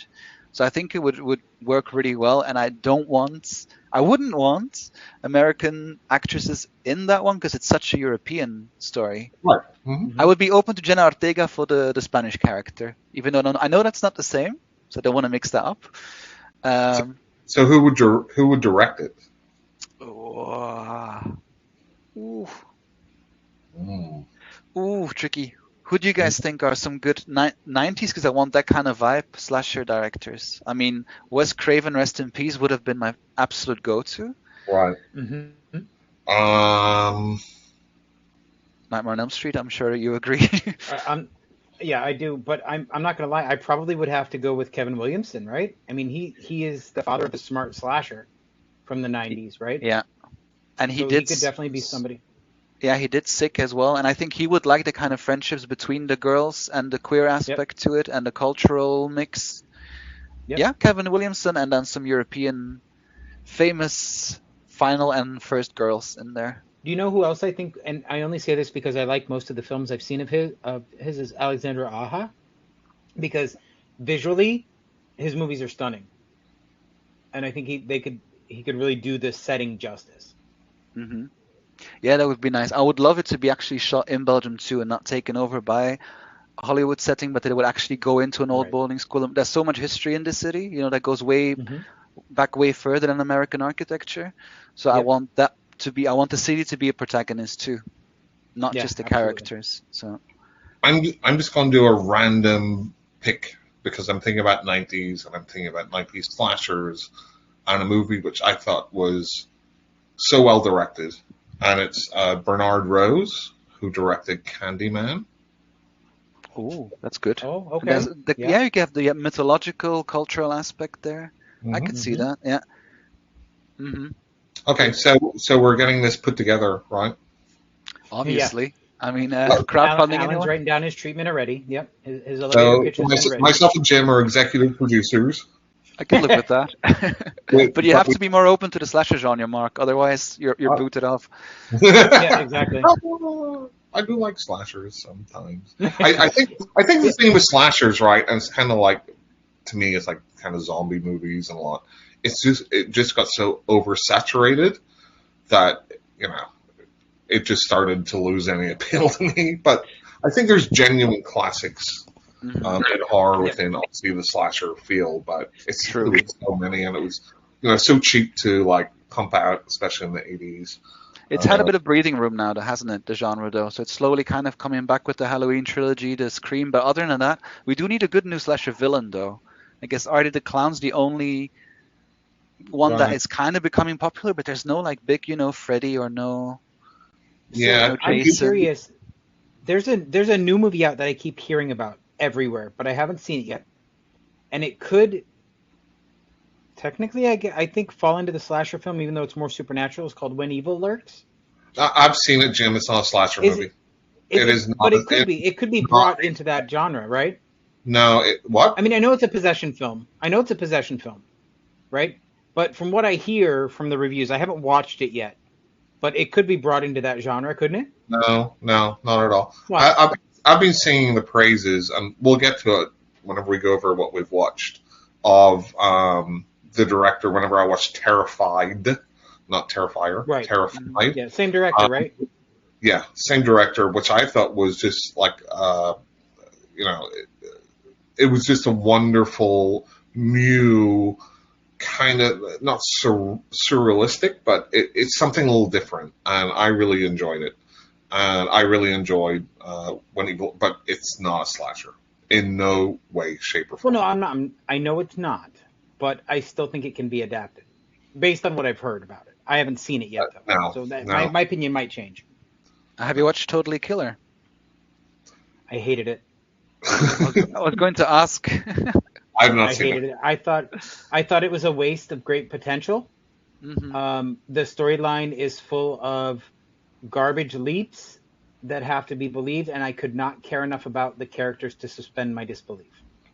Yeah, the main character, oof, not very I likable. love I love her in other things she's done. I loved her in hmm Sabrina. I loved her in what was that one where she played a deaf girl with the aliens on Netflix? I forget the name of it, but I've loved her in other things. I did not think this was a great film. No, I did like I'm bad with names now. I'm sorry, but from a Modern Family, Oh, the mom, the yeah. yeah that scene without giving away too much was good for me. That Oh one yeah, was the mom. So I don't think we're spoiling anything by saying the mom's death scene was pretty fantastic, hmm That's why I thought, ooh, this could potentially be quite nice. And then and it it just goes went Back straight to the downhill from there. Future, but like Z-list, yeah. So, Yes. just something just popped into my head. Alan, have you seen The Editor? The editor. Wait, I think. Let me check if when I see the poster, perhaps. The editor. Well, from So, what year is this from? so this is like a parody movie of Giallo movies, Ah, made by Astron Six. You should know definitely them. check it out. Yeah. It is wonderful. 2014. A film editor gets embroiled in a string of murders. Is it that one? Yeah, Yeah. Canadian black comedy Giallo. Giallo. Giallo. It's a Yeah. yellow. Good old Giallo. I'm not a fan of Of giallo Giallos? movies. No. I like some of them. Mark Depends. Is Mark made me Suspiria watch Giallo one or where not? It's. I I don't mean, know. they're I've just. hit They're Suspiria just. though. I mean, they're just murder mysteries with elaborate death sequences. And That's really foot what rape. they are, right? So there's And foot rape, Mark. Let's not forget the foot rape. no, but it's the same as like saying, "Oh, well, I don't like slashers." But you did There's say good that. slashers, there's bad slashers. Giallo, there's good Giallo, there's bad Giallo. What's It's your just favorite Okay, Giallo? then I'll rephrase. I've never seen a good giallo. Ooh. Is that fair? I mean, my but given my exposure, Alan, that's not a wide base. I think I've seen two or Okay. three maybe. Ah, yeah. All right. my favorite might be Profondo Rosso, Deep Red. Ah, Uh, yeah. I have watched that one. That's a good one. I like that one too. yeah, So I my actually intro. go Go ahead. ahead, Mark. No, go ahead. Oh no, Jim's going to say that I've shown him a movie that I said Giallo and he hates, so he won't watch any more Giallos, which is Lucio Fulci's New York Ripper. Yeah, Um, that's the worst movie ever. That's a strong, strong statement. it's not his That- best. But so whenever we initially started this podcast, because Jim is more of a casual horror fan and I'm a bit Mhm. more of a nerd, we set it up where Jim would pick like a mainstream movie that he likes, and I Yep. would pair it up with something that's similar, but less well known. Right. So Jim, we did the New York Ripper, and what was your pick for that? Halloween 28. Oh yeah, Halloween 2018 and the New York Ripper. I see. which is Halloween still our highest rated 2018. episode. Yeah. Well, Halloween I 2018, what I did like was the intergenerational trauma. They should have gone, personally, just a personal opinion, deeper into the intergenerational trauma, but the idea was really good. I thought you have three strong women. mhm. It was pretty good for the Halloween series. I mean, how many different, I how do you call them? Not storylines, but how do you call it yeah, again? there were storylines. There's No, so many no, but I different mean, stories. you have like it goes 1, 2, then you have 3 is separate, then you have 1, 2, 4, 5, then you Yeah, have H20 timelines. is separate. Timelines, Right, that's the it's one. ridiculous. Yeah, The multiverse of multiverses, and it's been Well, bought I up will be now honest. by Blumhouse, or I feel like Halloween should have ended with H2O. I almost feel like getting into talking about Halloween ends, but I don't want Please to. don't. oh no, but I do want because a lot of people don't like it, but I wasn't against it. We hated it. We watched it live and recorded it for the podcast, and we both hated it. It's the worst thing ever. Yeah. No, I disagree. I respectfully disagree on that one. I think for Halloween Ends as a title, yes, because you want your Michael Myers, don't you, for the final one? But the idea of evil infesting a city, I like that idea. But it maybe shouldn't have been the final film for Halloween series. But No, and it didn't make any sense. And I'm trying to I mean, introduce it's horror. Corey character, and he's getting beaten up by like people from like a marching band Oh, school. I Yeah. love that because it didn't make any sense. The biggest geeks are gonna beat him down. It just doesn't make any sense, and it's like, well, you're trying to set up this Laurie Strode, Michael Myers final battle, Hmm. but it's just more about this fucking idiot who's just a fucking dumbass. Apparently, just what's her name falls in love with him like Ellison, yeah. in 1 second because he's so Broody. I don't know Yeah. what because he's so sympathetic. I don't know. And then they have this whole movie about him, and I'm not even going to go into it. I just love it. There's a couple of things I liked. I love the opening scene with that kid. I was like, whoa, that was pretty strong. And this is gonna be very gay of me, but I love the interior decorations in the houses. I kept thinking with like Big John and Little John, and then Laurie's home. I was Yeah. like, I want that wallpaper right there. Right. Here's the thing about those three Halloween movies. Technically, they're very good, right? As far as the direction, the cinematography, the sets, everything. But I don't care when the story is as fucking stupid as it is. You can make it's the Prometheus thing, right? Oh yeah, Looks beautiful, technically wonderful. It's a fucking dumb movie. it's a Mhm. disaster. Yeah, Yeah. I wanted Lindsay in Halloween Ends to have a really big chase scene. You know, the one from Desperate Housewives. What's her name? Yeah. Kyle Richards. Yes. You know, she was the Who? young girl in the original Halloween, and she was Yes. back in Halloween Kills. Yes, I remember. Mhm. But she was just kind of put in postscript because people were such a fan of her in Halloween Kills. She should Well, have been like a main one in the last one. it's just all nostalgia porn at that It point. is. It's like, It is, oh, but you I will tell you.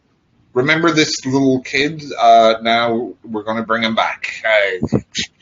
I will And tell James, you. we talk about The Exorcist Believer and them doing the same Yeah. thing, which I I hated the Exorcist Believer, and I wish David Gordon Green would stop getting licensed to continue classic movies. He's doing well for himself though, so probably well, will continue. Nightmare on Elm Street. Would you be happy for him to take over that one, Jim? No, God no. Oh my God, that would be worse than the remake. Freddy Fuck no. dies. Freddy dies. Freddy tonight. dies tonight. It would have been some kind of a twist. What would he Oh. do with Freddy, David? So David I'm afraid. Gordon Green I'm afraid. directing Nightmare on Elm Street, it would be that Freddy Krueger was the victim of social media who think that he is some sort of killer, and there's a flash mob that turns up to kill him. No. And now he comes back through people's smartphones to kill them. Every time they use a filter on TikTok, they summon Freddy Krueger. We're laughing now, but just wait till it's out the film. We'll go. I know, we were right? first. That's right. We are trademarking these ideas, my friends. Well, yeah, We're avant-garde. producers. Yeah. Okay, I have Absolutely. to I'm run on myself, film credit. guys. I'll be right back. All right. Oh, well, Yeah, this is fun. that would be awful. Yeah, that would be awful. That would be so awful. Oh my But I god. can imagine because he's doing all these big remakes now, right? So Hollywood might as well go like, hey, we need someone for Nightmare on Elm Street. Why don't you go ahead? And then a new trilogy. He would make I it will be honest. very dark. I would be honest. I was on board with Halloween 2018 because I thought it was a great Halloween film. It wasn't anything new or fantastic, but I was on board. Me too. Then Halloween Kills came out and it started to get a bit ridiculous, which I was still okay with until Karen's death scene. And I'm like, what is At the this, an end. art film now? But yeah, that was because of but I guess you know, right? The Psycho tribute to Yeah, Laurie Strode's yeah. mom. But But it's it was just garbage. It took the film in the wrong direction, and then Halloween Ends was just absolutely ridiculous. There were no redeeming qualities, in my opinion, from that movie. I did tell Mark that I did appreciate the gay couple, Little John and Big John, hmm because they were, just sitting there talking, smoking dope, and watching movies. yeah, That's what just every chilling couple does, around. pretty much, right? And then they were going to fight back. Like they were going to lock this motherfucker in their house, and they were going hmm to take care of him. Yeah. Which is, I mean, I don't know that I would lock anybody in my house if I thought I had an intruder, but Yeah, no, they were good characters in there. Kind of they were. comic relief, but in a way that was still respectful. So that was Yeah, good. Just yeah. like I So said, I the appreciate, wallpaper. yeah, I appreciated that, but the rest of the movie I thought was total garbage. Like Mark and Mm. I, like I said, we watched it and recorded live what we thought, and it was just awful. It's one of those films that I know a lot of people are against, but I've watched it 3 times now because I kind of want to find redeeming qualities. You know what I mean? Sometimes you just want to hmm go. I want to see what they Oh actually yeah, meant by this. And there were certain scenes that I did like when it came to watching into his eyes and looking into his eyes. Sorry. Um, but yeah, I know a lot of people hated it, and I didn't like that he didn't have enough screen time. Michael Myers. He wasn't that scary because you saw him being weak in that tunnel, right? And that kind right. of took away ooh, he's creepy. That was a Right, shame. and that was the other part that I hated was he essentially fed people to Michael Myers to get him his strength back. Like Michael Myers Mm. isn't an animal. He doesn't need to That, be fed. if anything, supernatural, I guess a little bit, but. Right. He got he And that got was all supposed to be an homage to the Cult of Thorn, right? It was supposed to bring in that supernatural aspect from Halloween Mhm. 6, but it just failed on so many levels, that movie.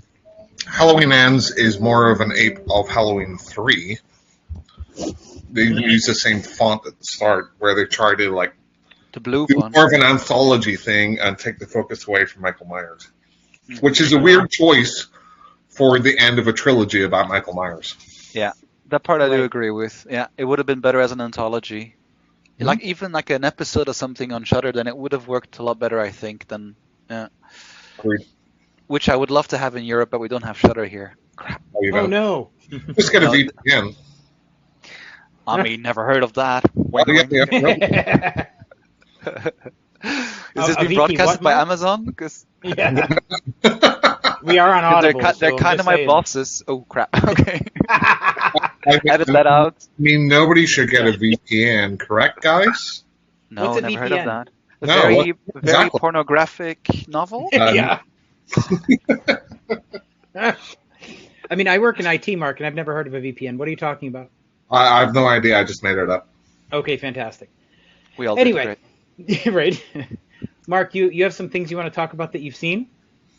So, Oh, Alan, we do this segment at the end of the podcast where we talk about things that we've seen, what we've watched, whether it's horror related or not, audiobooks we've listened to, movies we've watched, video games we've played, any of that stuff. So, Cool. Mark uh, is usually the most long-winded with these, so I'm going to let him go first. oh, shut up. But Viewed. before Mark starts, Alan, do you want to give out your TikTok handle, your Instagram handle, any of that information so that if people want to go looking for your book or they want to see any of your social media presence, where can they find you? It's pretty easy. It's Alan Shivers author on TikTok and on Instagram. It's the same one. And Alan Shivers author at yahoo.com. Yes, as you were laughing at. Yeah, we still use Yahoo I, by email. I have a Yahoo email, so I don't know what the fuck Jim's talking about. There we go. I'm not a dinosaur. So yeah, I'm. Well, I am though, so maybe you I are. would, I would say mostly on TikTok I'm quite active, and I just downloaded it since I started writing. Because in the beginning I was like, Mhm. I'm 36. Should I still be having this? I'm This app? 47. I still make TikTok videos, so Those There two. we go. But it's actually a really good way of getting in touch with. I mean, most of my ARC readers came through TikTok. I would say Oh, 90%. nice. And I'm on Goodreads as well. And yeah, and my novel you can read it for free on Kindle Unlimited. You can get the Hmm. ebook, or you can buy the paperback on Amazon, on any of the different Amazons, .com, Yep. .ca, .nl. I So bought it please give myself. it a I'm in the middle go. of reading it now. Yeah. And the movie will be coming out soon. Yes, Yep. executive producer. Yeah. Mhm. So One can Mark, dream, you right? want? Yeah, right. He can dream, but that's about all he gets. Yeah. That's about it. Yeah. It's like a nightmare, but anyway. So what I've watched, Yes. oddly enough, I've watched like a bunch of different like international movies as well as a couple of American ones. The first one I watched on Shudder, who apparently there's some sort of VPN thing I know nothing about. Um, it was titled Lockdown Tower. But whenever I looked it up, it's also got a name of just the tower.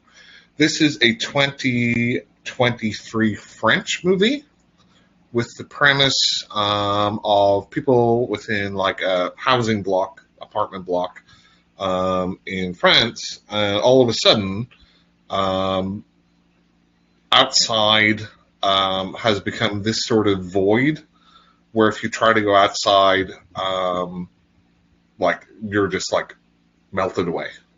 So, Huh. so the premise is everybody's stuck in this like tower. This Okay. was the most boring shit that I've ever seen, and I can Ah, only shame.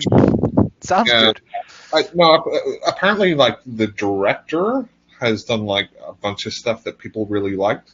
Jean-Mel Niclou, no idea who he is, but really, it's like okay. Um, there's different kind of like clans get together within the tower. There's the black ones, there's the white ones, and it's like blah. Oh yeah, I get it. We've seen this a million times in a million zombie movies. People are shitty to each other, and then they're even more shitty whenever it's like under more extreme circumstances. Got it. But none of these characters were likable. None of them were memorable. It was just like I get it. It was like okay, COVID happened, right? So let's do something about people being stuck inside together. But there was nothing engaging about it. It was just awful. I didn't like it at all. So that is not a recommend. Just gonna say, definitely want to watch it now.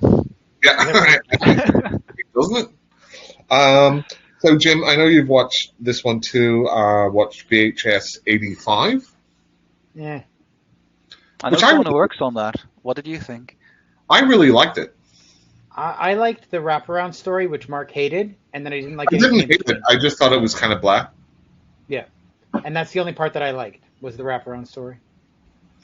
Um, I think VHS 2 is one of the best horror anthology movies ever made. Um, I started watching was it VHS Viral or 99 or something, and I just it was just annoying, so I stopped. But 85, I really liked. Scott Derrickson's episode was really good. Gigi Sol Guerrera's episode was really good. There was a couple of clunkers in there, but overall, I gave it like a 3.5 out of 5 stars. I think it's worthwhile. Not too shabby. Okay, so when evil lurks, Lurks. Yes, fill me in. this could almost be a sequel to Terrified. Um, in just kind of the general setup. So this starts off with two kind of like farmer guys finding a dead body. They found a notebook where he was supposed to be going to this house, and again, it's like kind of like in the middle of nowhere. They go in to this house, and they talk to this woman. Said, "Hey, this guy was supposed to be meeting you, but he was cut in half. Do you know why? What's going on?" And they see that her son has become this big, disgusting, bloated, possessed person that evil's taken them over. And Okay. kind of the setup is that this has happened before, and it happens in big cities, but because they're out, like, in the middle of nowhere, this is really bad, because what happens is if you kill that person, then the evil kind of goes out and kind of possesses more people, and it makes them do terrible things. So you need certain people to be able to rid them of that, kind of like an exorcism, or kill them, but in a certain way. So they have like several rules about how to deal with these bloated, possessed people. Like you can't shoot The, them. That's one of the things about it. Go ahead, Jim. oh, I was just going to ask about the rules. Like, do they have to become bloated if they become possessed? So that's a symptom of what happens to them. Okay. They So have I'm like, possessed all the time. Phew. Being bloated. but the effects are great, and the guy looks just disgusting, and he's like whispering to them, "Hey, kill me, kill me." But it's not kill him to save him. It's that if they kill him, like especially with a gun, that evil will kind of. I'm not going to spoil anything, but it can emanate out from them, and it can It's like do a it. spore, essentially, right? Right, right. And again, this is just a wonderful movie. It's kind of, again, sort of surrealistic in premise. Beautifully shot, something a little different. Definitely worth Is it as checking brutal out. as everybody says, Mark, according to you? Bru- Because I hear that word mentioned a lot with this film, so I'm curious. so I think a lot of people see stuff through their own perspective, right? Hmm. And for me, it's not brutal, Okay, but again, that's fair. my experience differs from other people's experiences. Yes. So, for some people, maybe yes, they would see that So as brutal. It's not that brutal. It's actually I'm. quite a slow building movie. So Hmm. it's not like it's more set around set pieces. Hmm. But the characters are all engaging. Everything looks great. Again, it's just a different sort of concept done really well. And I saw some people saying, if you're going to see one type of possessed movie, don't see The Exorcist Believer, see this one, right? And I Right. totally agree with that as far as this year. So I'm really looking forward to seeing more of the director's work. I think he's done another horror movie, which I'll have to seek out. But yeah, big recommend for that one. Nice. Sounds good. So we did a rewatch of Trick or Treat because it was Halloween. Of course. I don't think we need to talk too much about it. I mean, it's really good. No. No idea No. why they didn't release it in the movie theater and shelve it for 2 years. Like, Mm. what the fuck are these? Like, if I was the executive producer, I would have said, "Hey, let's release it in the movie theater because this is a banger, right? It's really good." Yeah. Um, so yeah, I don't need. So the last one I want to talk about, um, you look at everything through a certain lens, right? Hmm. For lower budget movies, you've got different expectations compared to like big blockbuster, right? Yeah. So for the first three movies in this series, I really like what they've done. Like it wasn't, none of the actors were awesome, great, oh, the wonderful actors, but didn't really need to be. And this is Hell House. Jim or Alan, have you seen the Hell House movies? I've seen the first one and I started the second one. I didn't like them, so I didn't continue. I'm gonna double check the posters 'cause I'm a poster guy, but continue. I'll check. Hell House. Yes. So this is Hell House LLC Origins, the Right. Michael Manor. And like, I'm not saying like the first three movies are like a 10 out of 10, but I No. enjoyed them. I enjoyed them for what they were.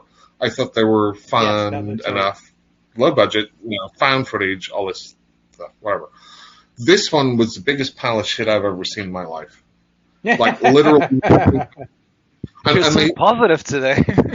well, I've got a couple of really great ones and a couple of stinkers. So this one, like they even talk about it, and we talk about tropes, right? And this is Yep. the big trope of like found footage or handheld movies, right? Why are you still filming, right?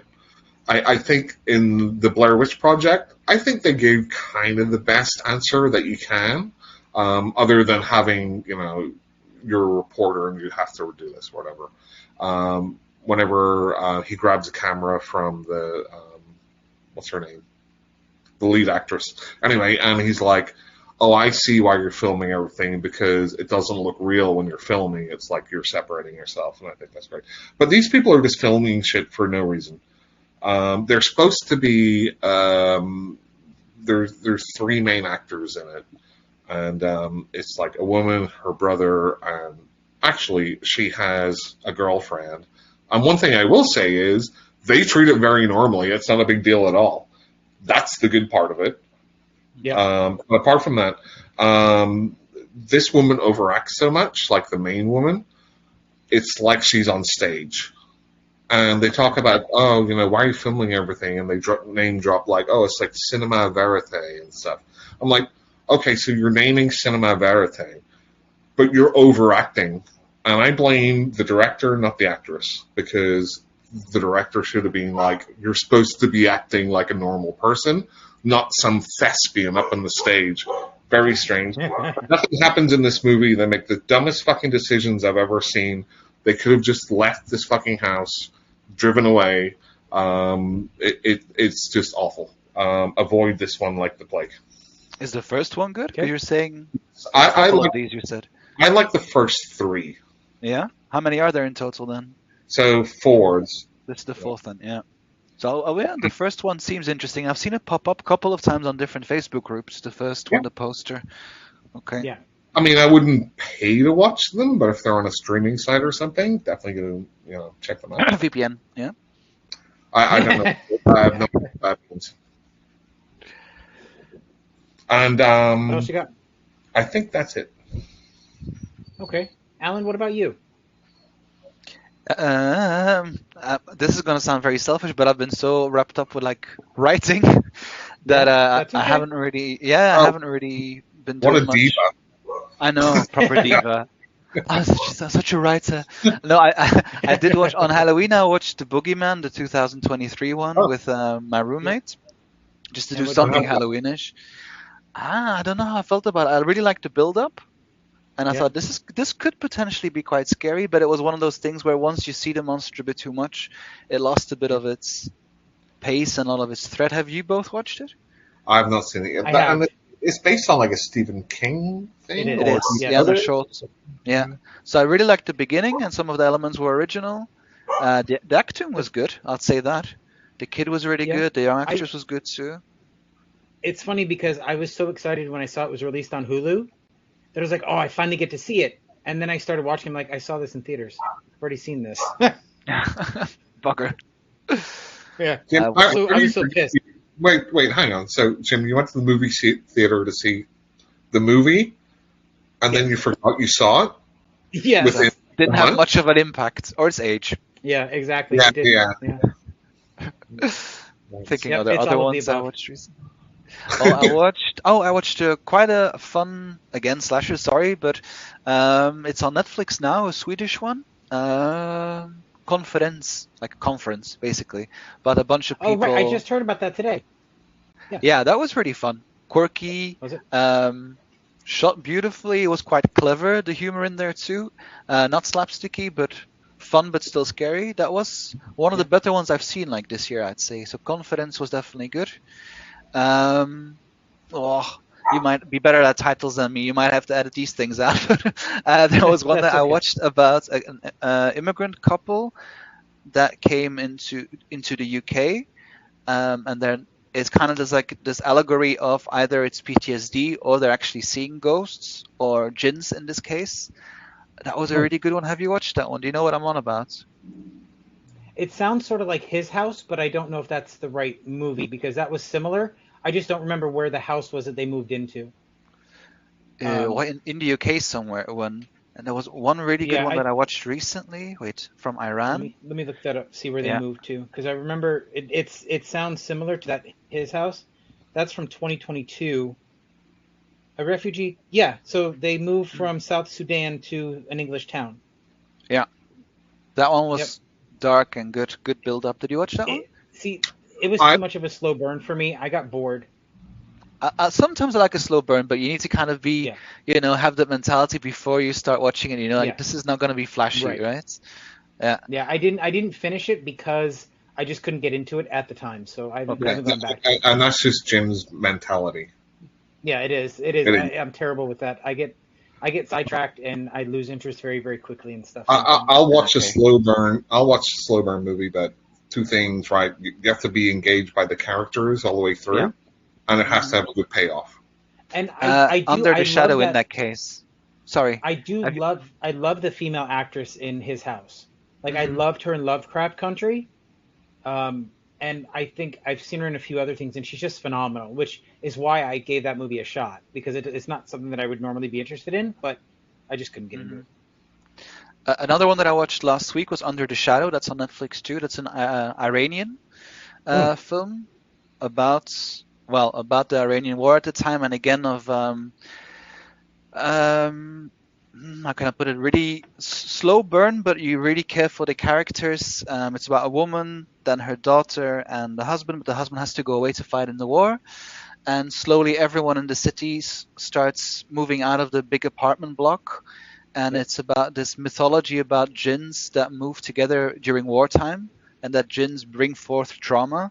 So it's a really nice Hmm. allegory on war. Um, yeah, some really, really creepy moments in that too. And you really felt the kind of Middle East culture and mythology in which you don't really see very often in things that you can see on Netflix or anything, I Yep. think. So, Under the Shadow, I really liked. It even says on IMDb that it's a drama, but it's drama horror. So it's a Okay. good mix of those two. Yeah, Uh, I would recommend.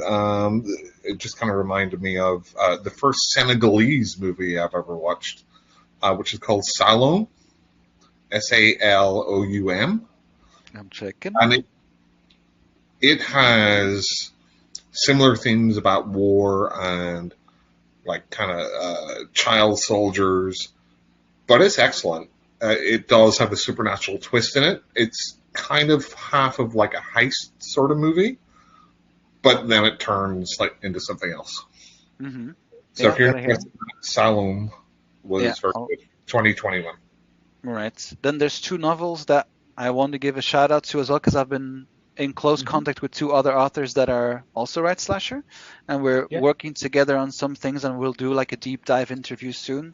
One was um, Don't Lie by Sarah Jules. If you like Not a bit of familiar. a darker, as in very flawed characters, Hmm. definitely give that one a go. Halloween vibes, and it's the setting is cool because it's set by the coasts in the UK. Very kind of desolate, eerie vibe. So Don't Lie by Sarah Jules was great, and then Bleed by Emerald O'Brien. She's Canadian. Also has a massive love for the kind of same slashers that I love, and Hmm. her sequel's out as well in 2 weeks. That one was actually made me cry, which doesn't happen very often with books. Definitely not with horror books, because there's the family ties cut so deep in that one that you end up genuinely rooting for. Again, we were talking about before, right? That it's not fodder in this case, Right. but you're like really caring about these characters. So Don't Lie and Bleed. Yeah, definitely read I'll those two look those up. slashers. And mine, please.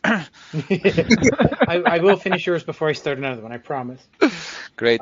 Yeah. And I will let you know exactly what I feel about it because I don't sugarcoat shit most of the I kind of had a feeling time. so far, but that means that what you said so far was an actual compliment and not just sucking Yes, up. It, So that's good.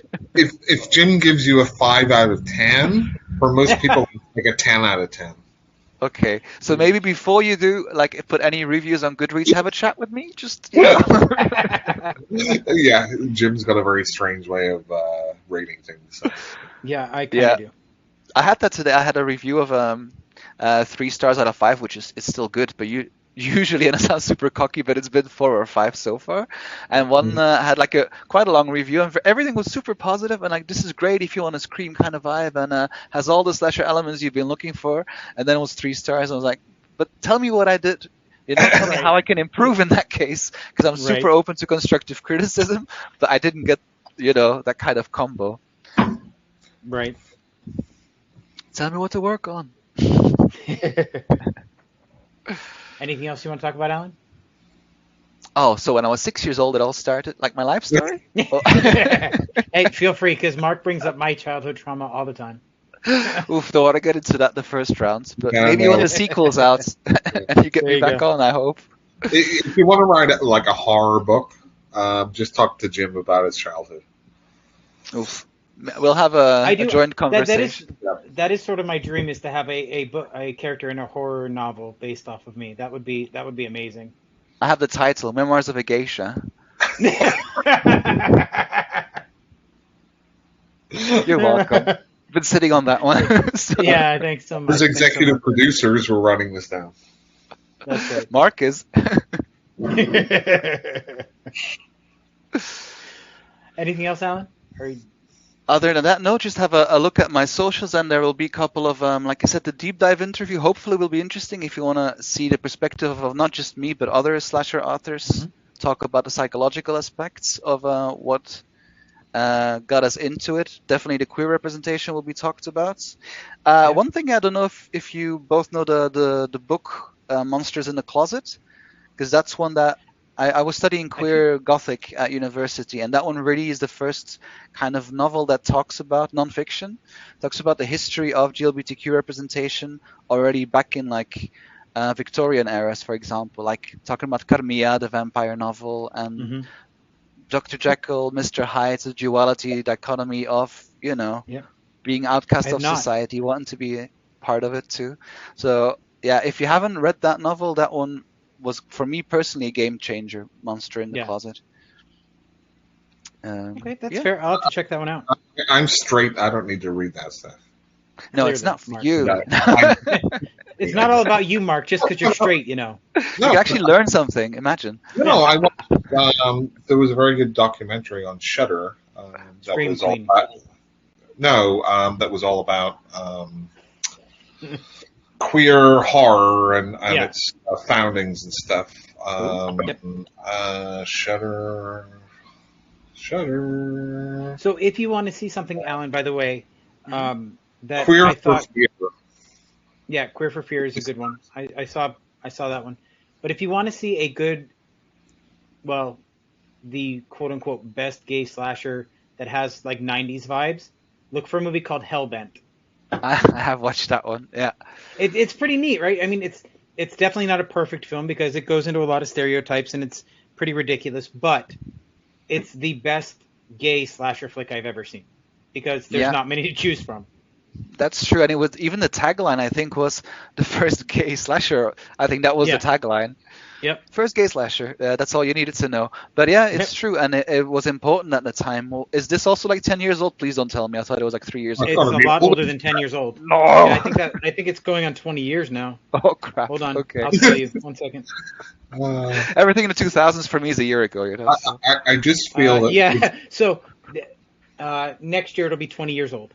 Oh, thank you. Needed that. well, essential horror about growing old podcast. Yep.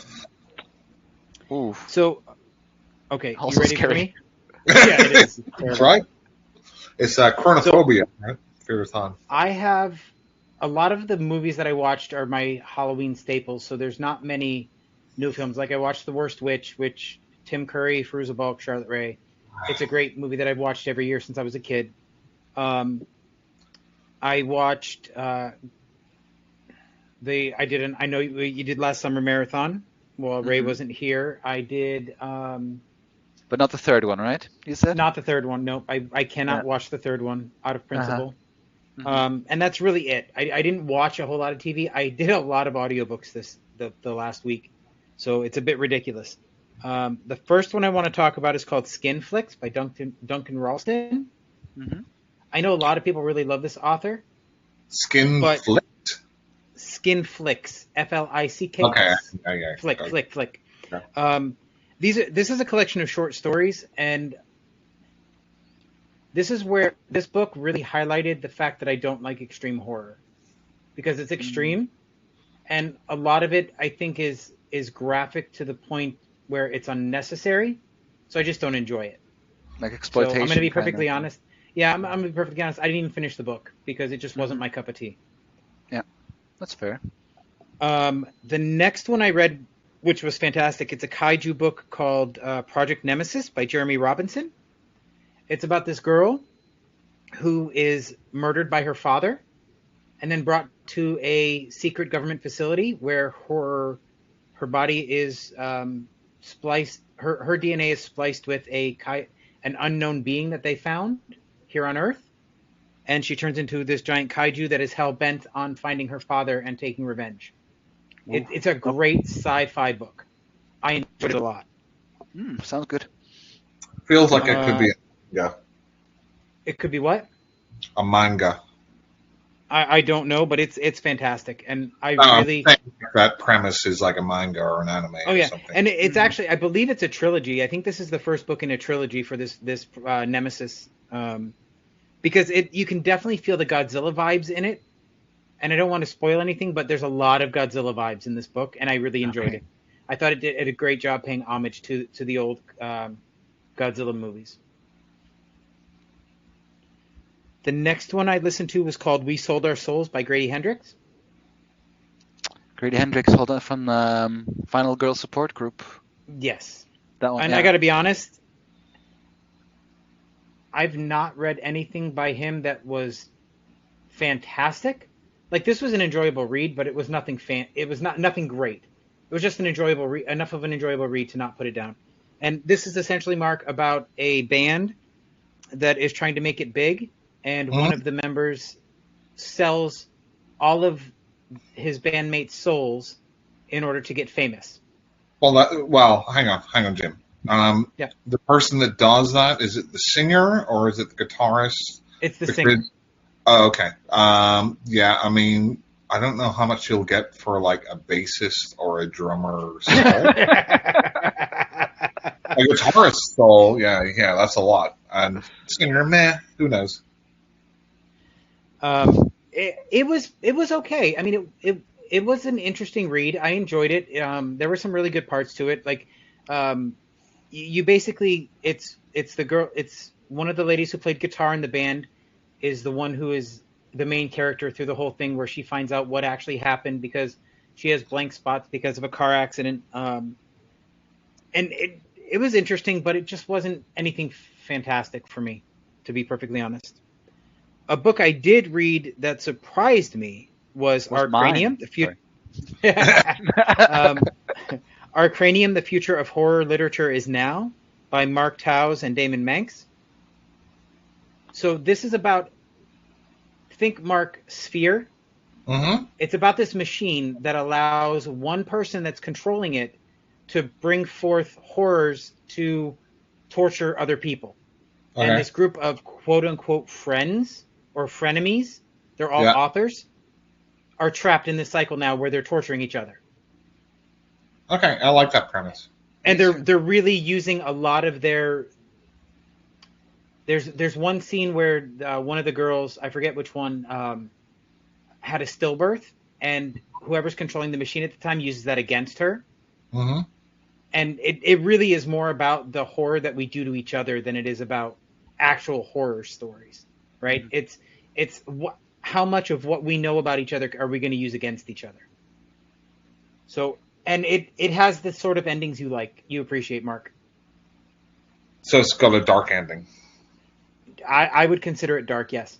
Mm-hmm. But it sounds very kind of high concept. It is, but not in an unrelatable way. Like, you totally get everything that's going on. There's no... No, I just mean the concept is a high concept. Yeah, right. And it's fantastic. It's really well done. And this is the first time I've read anything by either one of those authors, and I thought it was done well. The narrator is Lee James. So, sorry, I wonder if each of those authors were, chose a character and just wrote that character. Yeah, to be honest, I don't know. I'd have to ask, but I could message him on Facebook and ask if you like. I don't know in this particular instance. Okay. I will say that the narrator, Lee James, his voice and his cadence takes a little getting used to. Like, I was a little put off for about the first 45 minutes for his voice, but it only shows Lee James. But there's a female narrator, too, that helps with the characters, and she's fantastic. She's from some podcast. I don't remember which one off the top of my head. But she was really good also. Who wants to hear from people in a podcast? Right? And then Hopefully some. no offense, Alan, but I have to talk about my favorite release so far, which Mark David R. Slayton had a new book come out on Halloween Mm-hmm. called Dark Moon Shallow Sea, and I've already done a TikTok video about this book. This is so we spoke earlier, Alan, about how he does urban fantasy and he wrote Hmm. the sort of books I like. Well, this is his epic fantasy where he's doing an entire world building. I don't know how many books are going to be in this series, but this is the first. And it follows three characters: Rafe, Kinos, and Seth.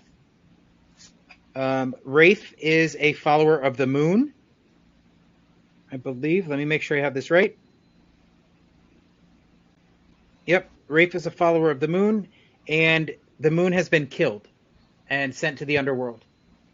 And he is the last of their followers. The followers of Hyperion, the sun god, have pretty much wiped out Phoebe's followers. Phoebe's the moon goddess. Is the moon a conscious thing? The moon is a goddess, essentially. I mean, when they talk about the moon, they're talking about the physical embodiment of the moon. So Hmm. it's a female that would be the moon. Kind of in a pagan way. Or Yeah, essentially, it's very like it has a lot of Greco-Roman influence in it with the mythology. So there's a personification of everyone. Like Hyperion is the personification of the sun. hmm. Phoebe's the goddess of the moon. So anyway, Wraith is trying to figure out how to bring the moon back to restore balance to the world, and he has to steal this box. It's been told to him by the gentleman that raised him that he needs to steal this box. When he steals the box, they go to open it thinking something of value that's going to help them bring back the moon is inside, but it turns out to be a man. And now they have to figure out what this man has to do with whatever's going on. And that's as much as I'm going to tell you because there's so many twists and turns. I would actually have to ruin the story to go any further, and I don't want to do that. Sounds very Um, intriguing, though. The premise. it is, and David R. Slayton does this one thing better than anybody I've read so far with LGBTQ relationships. He gets all of the intimacy without doing any of the graphic sex. Like you feel really close to these characters and you can feel how strongly they feel for each other, but you don't need to hear about them having sex. Hmm. And that's one of the reasons I love what he writes so much. You I, can feel the relationships developing throughout the story. Yeah. How were the straight characters in it, Jim? I don't care. No, his straight characters are fine. He does the exact same thing. He No, treats them. I was entirely joking. I know, but he does. He treats them like any other character. But all of his protagonists are LGBTQ representation. So Okay. those are the relationships that he's building up through all of his stories. Hmm.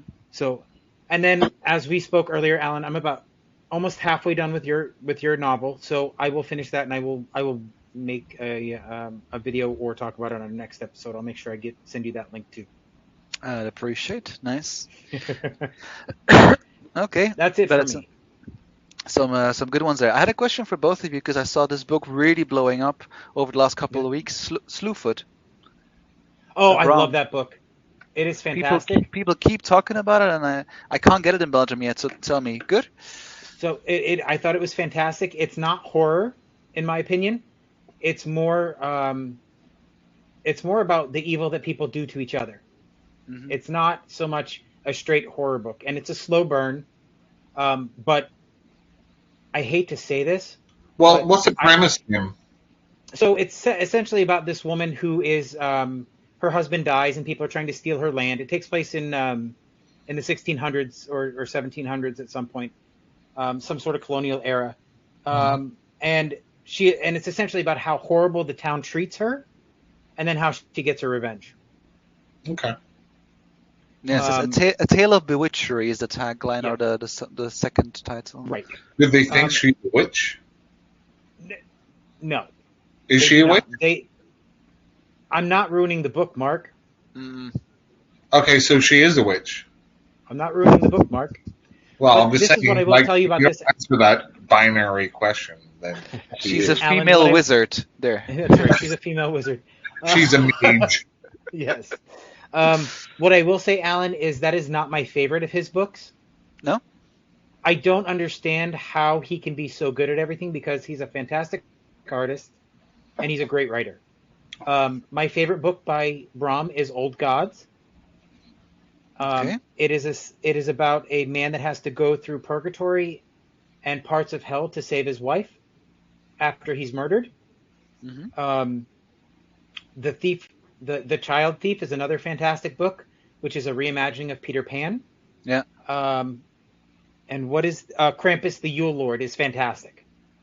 It's the time of year It's for that one, essentially for Yep. Krampus. yeah, and it's essentially Krampus has been imprisoned by Santa, and this is his story. And I thought it was fantastic. Okay, great. That's an American Dad episode. Yeah, Yeah. it is. There's Wait, also a Dutch horror flick called Krampus, by the yes, way. I love. I'm in on almost every Krampus movie I've ever seen. So you watched that one too, then? Yeah. I don't think I've seen the Dutch one though.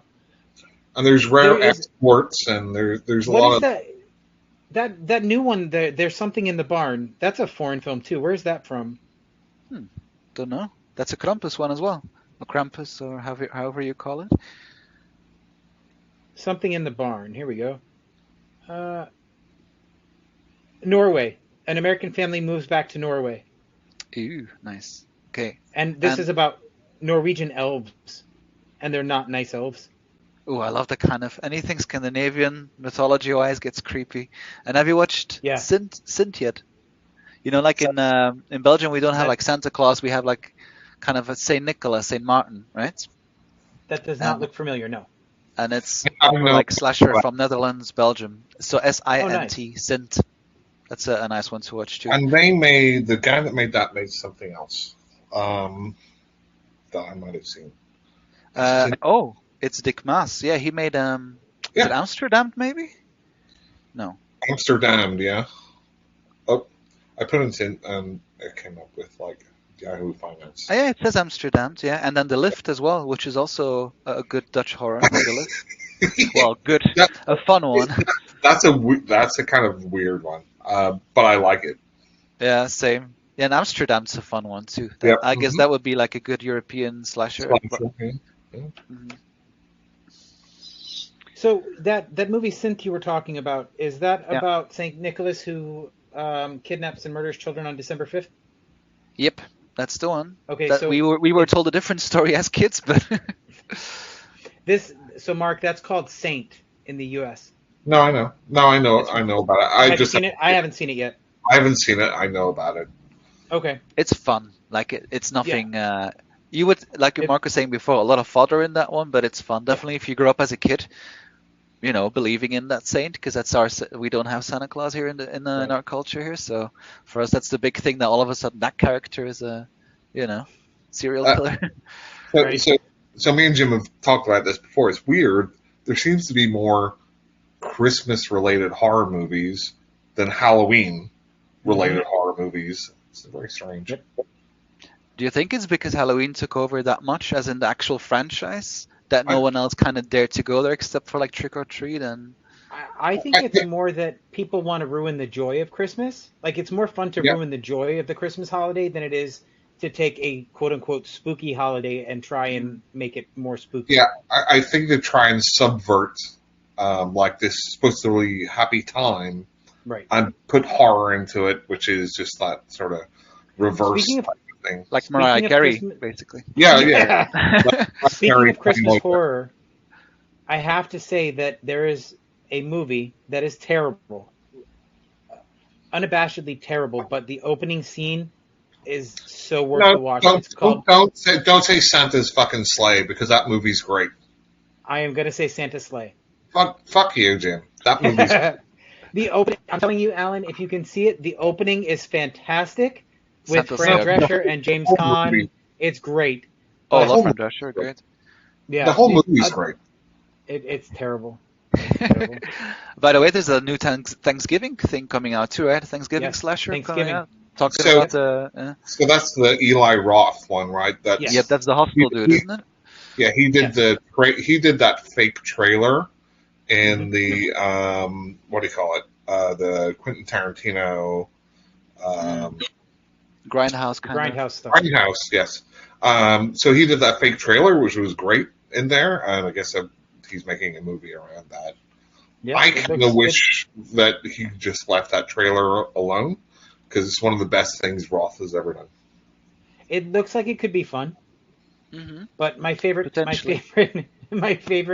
two favorite Thanksgiving horror movies are Poultrygeist and Thanksgiving. Wait, Poltergeist. Yes. Poltergeist, it's a I thought I trauma. had a non I thought I had a non-native moment. Like I guess he means poltergeist. No, it's Poultrygeist. Poltergeist. Poltergeist. It's about a haunted chicken restaurant, fried But chicken restaurant. It's great. Well, chickens are scary, I'll tell you that. So it's not a Thanksgiving movie. night of No, the I just chicken watch dead. it on Thanksgiving. Oh, I see. It's Another becoming a thing we don't Thanksgiving have movie. in Europe. Yeah. Right.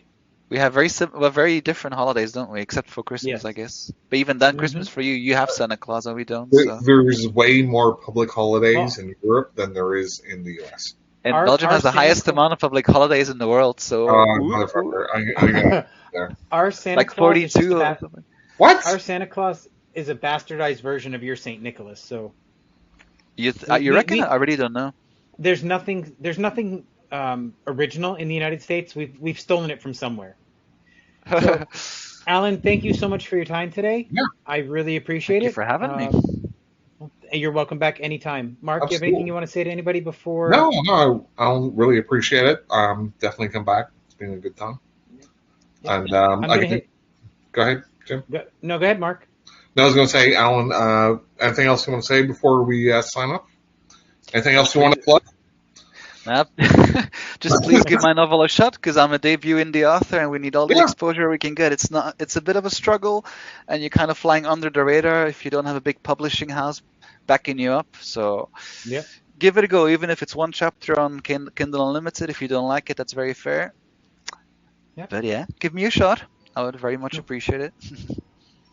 Well, again, thank you very much, and everybody, we will talk to you again soon.